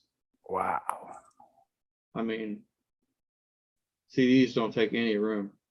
Yeah, dude, I can put in 2 feet of space, I can put 6 times 60. And you can go vertical. I can put about 3,000 in 8 square feet of space on one of those Husky shelves. Yeah, because that's like the shelves Daniel has. I mean, I can just implement those shelves, and he uses the same boxes I do. He just went to that style shelf. And I'm thinking he was saying that one spot that he made was like 50,000 items. Yeah. So I think your shipping time is going to be your bigger thing. I agree with that, but let's be honest, CDs are the easiest thing to ship. You could hire a monkey and they can ship it. So if Jared focuses on filling up that space with 100,000 CDs, he'll have enough money to hire a monkey to ship a CD. Yeah, and then we don't have to worry about his that shipping time. process. Like he does like special shipping to differentiate. So that's like his shipping is part of his core business, like the extra steps and stuff. So we that's can why I think it's outsource a bigger that. problem. But we it's can also outsource that. Yeah, it's also really quick. It's not near as time consuming as it sounds. I mean, especially after I bought 100 CDs, 100 shirts, 100 is 100. 200 is 200. It's going to take time, but if you fill 3,000 square feet, the least of your worries is going to be shipping out items because you're just going to have 1 or 2 people that does it. And you'll be able to afford it, no problem. In the beginning, it's going to suck. It's going to take up a tremendous amount of your time until you get the cash flow where you can afford a little bit of help, part-time help. But in the beginning, Shane's right. It's going to crunch you and it's going to kill you and it's going to eat a lot of your time. Yeah, But- like I've got almost 15,000 items in 240 square feet. Wow. Because I like our media stuff stores so nicely. As long as you're not doing books, I mean CDs, DVDs, records, they don't take up a ton of space. Right. So for Jared, 3,000 square feet could easily do 150,000 CDs in there. Totally. Yeah. Maybe 175,000. Yeah. And have because this is the thing. You're gonna have Amazon too, potentially, hopefully. Yeah. You're And gonna it's be able actually going. Yeah, you're gonna be able to afford someone help you to ship if you have Amazon cranking and eBay with 150,000 CDs. Yeah. You'll I'm be just just curious. fine. I'm curious how many Amazon worthy units I'm going to be getting. But Yeah. I'm doing a test buy from the guy we talked about Mhm. before when I talked to you. I'm Mhm. doing a test buy off of him. So Yeah, and we're going to right see how now, that works. And right he's- now you have the space to store 146,000 CDs. So if this test buy goes horrible and they're all eBay items, you got the space. Yeah. Did you get ungated? Yeah. Congratulations, man. That's sweet. Yeah. It actually opened up. So, and they accepted it. They went active. All my test ones I sent in, they went active, and the rest of them were getting fulfillment center dispersed. So Congratulations, man. That's a big step. You're gonna have a good year in 2022. Oh yeah, auto we'll just have ungating. to see. I'm See hearing the how auto many- ungating is for a lot of people right now for those, so it did open up. Yeah. So we'll see how it goes. I don't know. My test buy is right about 7,000 units. So we're gonna try that, and then he's got about 70,000 more somewhere in that area. So we'll see. Sounds like a plan, my man. Appreciate the info. Yep. All right, Michael, over to you.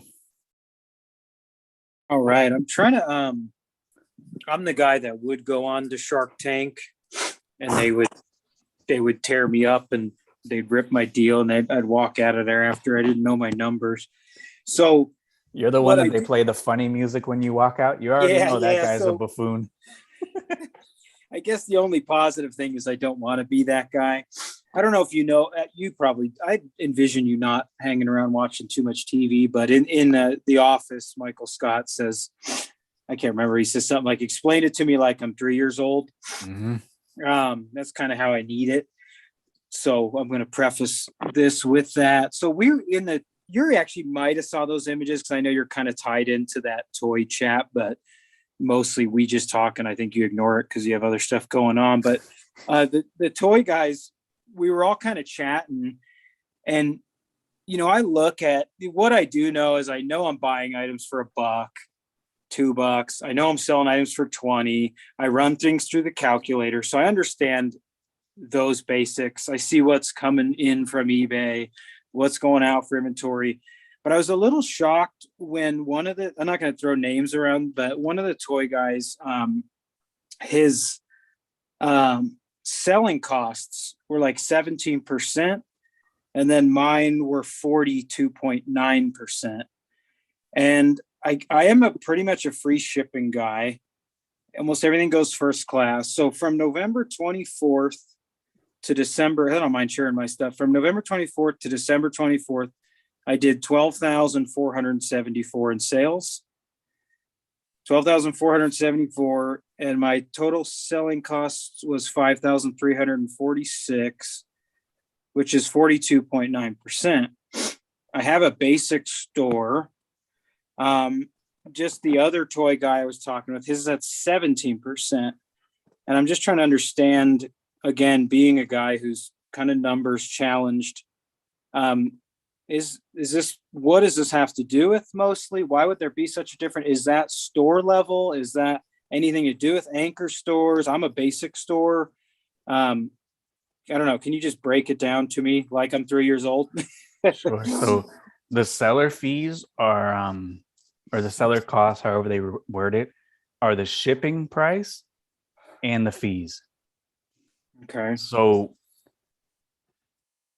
let's say your average sale price is $10 plus $5 shipping. The $5 in shipping goes to the seller fee, and the final value fee of 10% goes towards the seller fee. So since $15 total sale, $5 goes towards the shipping fee. That's a third, 33%. 10% goes to the final value fee. That's 10%. This transaction would have a 43% seller fee on eBay. So if your average sale price is $50, $5 shipping, now your final value fee of that, or now your selling cost of this item is going to be 10% and then 10% in final value fees. And now you have a 20% seller cost. So a lot of it has to do with average sale price. Okay. Trying to see if my average sale price for that period was $20.15. Free shipping, right? Free shipping all the time, pretty Right. much. So that's more in line with 15 plus 5 shipping, right? Yeah. Roughly. So maybe this person has 30 and they charge 5 for shipping. Okay. We don't know that other part. I mean, when you look at those numbers, 6,332 net sales on 12,470. Do you think like things need to be changed here, or do you think I just need to keep selling more? Well, if you sell $10 million and they take 42%, you're still sitting pretty, right? Sure am. Yeah. Yeah. There I you mean, go. I'm quite happy with, what's going up, what's selling, how many items are selling. That was 619 items for that period. You also have to account, do you do promoted listings? Yep. Do they? Maybe no. No, they don't. I don't believe. That's a big one too. Okay. Because that could be Okay, an I just automatic know if- 5%. That could be an automatic 10%, whatever you're doing. I just didn't know if like that's 42% selling cost, like if that was going to be a number where you're going to be like, holy shit, you're doing something wrong, or if that kind of. Mine are 38%. Okay. It's just that other person had 17, so I was like, holy shit, what am I? It just concerned me. And being the Shark Tank guy that kind of doesn't always know what's going on behind the scenes, I thought, what am I doing here? There was a post in the group today where someone asked what everyone's percent of fees were, and everyone was right around the same thing, 30-40%. Okay, cool. So I just need to keep cranking, man. Yep, keep selling. I got a Star Wars, not an AT-AT, but a new release today. It's the second one I got. I got 2 of them sealed in the box, but they're from like the Force. Mhm. But I was on a Facebook market snag today. Is it the one for the 1,000? No, it's not the Lego one. This one's only Oh. it retails for like 200, but people charge like 111 shipping, and it should ship for like less than $50. So I'll do pretty good on it. But anyways, all right, cool. That makes me feel a little better because. And then, oh yeah, last question that ties into this: is there like I know I could just Google this and probably figure it out, but I got you here, and if you can do it quick, is there a progression to being like I should be looking at other store options other than basic right now, or is that something you do later? Because isn't it the other one like $300 or something? Yeah, so basically it just comes down to like if your store level is charging 35 cents per listing once you go over the number of free. If you're paying more in insertion fees than it would be just to boost up to the new store, that's when you make the jump. Okay, say that one more time. Sorry. I don't know So if how I much understand. does it cost you to list an item once you run out of your free listings? I don't know. 20 cents, 35 cents. Let's say it's 35 cents. Okay. If you list 1,000 items, that's what is that? That's so far the numbers that they allow me monthly are like way further ahead than I could even get to. Yeah, And then you don't have to worry about it. Okay. Once you start getting into those, once you surpass your free listings and they start charging you, then you have to figure out if you're paying more in insertion fees than you are just to go up to the next store. Okay, because that's the screen where it says like you have $440,000 more you can put up this month. And No. no, So what size store do you have? Let's say you have a basic. I have a basic. All right. I don't know how many free listings that one gets. Let's say it gets 1,000. If you list 2,000 items a month, the first 1,000 are free. The second 1,000, you have to pay 20 cents each to have those listed. Now, these aren't new listings. These count your renewed listings as well as the ones that you're putting up every day. Okay. So let's say for those extra 1,000 listings, you're paying 20 cents. I'm not a mathematician, so I know how to use a calculator though. That's $200 in insertion fees that you're paying. So you need to look at the stores and go, hey, for an extra $75, I can move up to a premium, and now I get 5,000 items for free listed, and you're going to save hundreds of dollars a month. Yeah, Okay. basic store's 25 cents per listing. All right. Okay, that's good to know. I mean, in an effort just to get my daily listings up to source, to take care of the kid. I mean, I have the same shit everyone else has, but I just haven't. I need to dig more deeper into some of these, the deeper parts of the numbers outside of just the eBay profit calculator. But okay, cool. That helps, and I'll do more digging on it for sure. I appreciate it. Cool, no problem. And also Brian said what the eBay numbers don't account for is cost of goods. So you have to add that in there too, to your selling fees, to extract the profit that you get from eBay. Yeah, and to do that, I mean, I can basically just look at quantity sold, right? And then times that by my average buy cost of per item.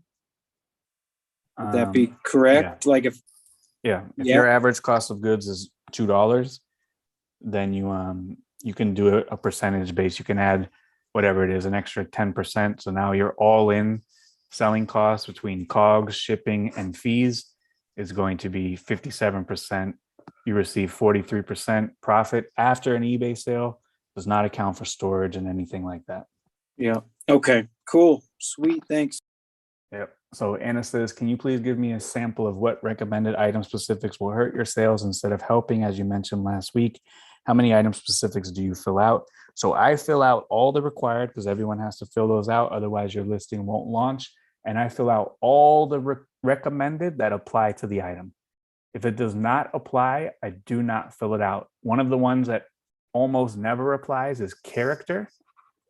And if it doesn't have Mickey Mouse on the shirt, don't select Mickey Mouse. So if it applies to the item, fill it in. If it does not apply to the item, do not fill it in. Because putting a bunch of mess and mumbo jumbo in there can lead to people that are actually looking for a Mickey Mouse shirt.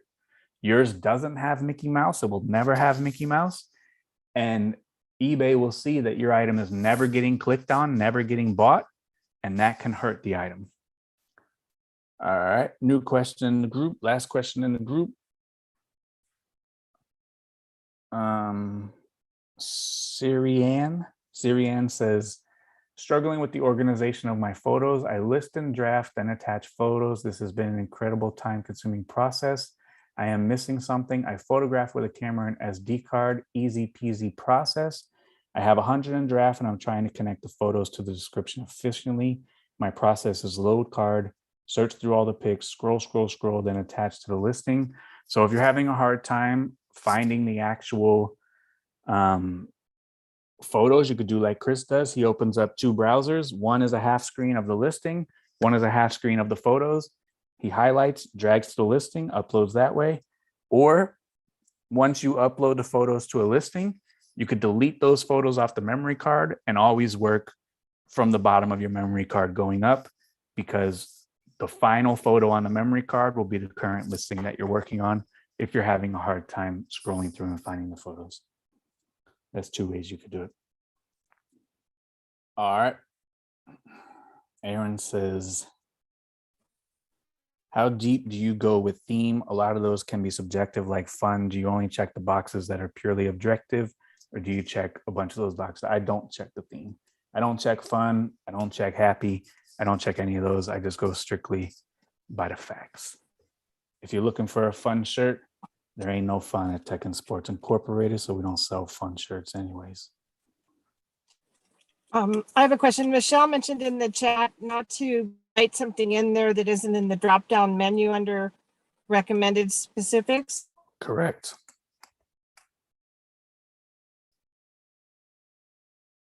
Is that the question? Maybe they disappeared. I think we lost. Yeah. I had a shirt today that's wrinkle-free. That's what it says in the description. But the choices were wrinkle resistant in the drop-down menu. And I noticed everybody else had the same shirt listed, used the wrinkle resistant. And I changed it to wrinkle free.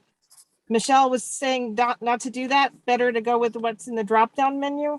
Better to go what's in the drop-down menu. And if you really wanted to, you could put wrinkle resistant in the title.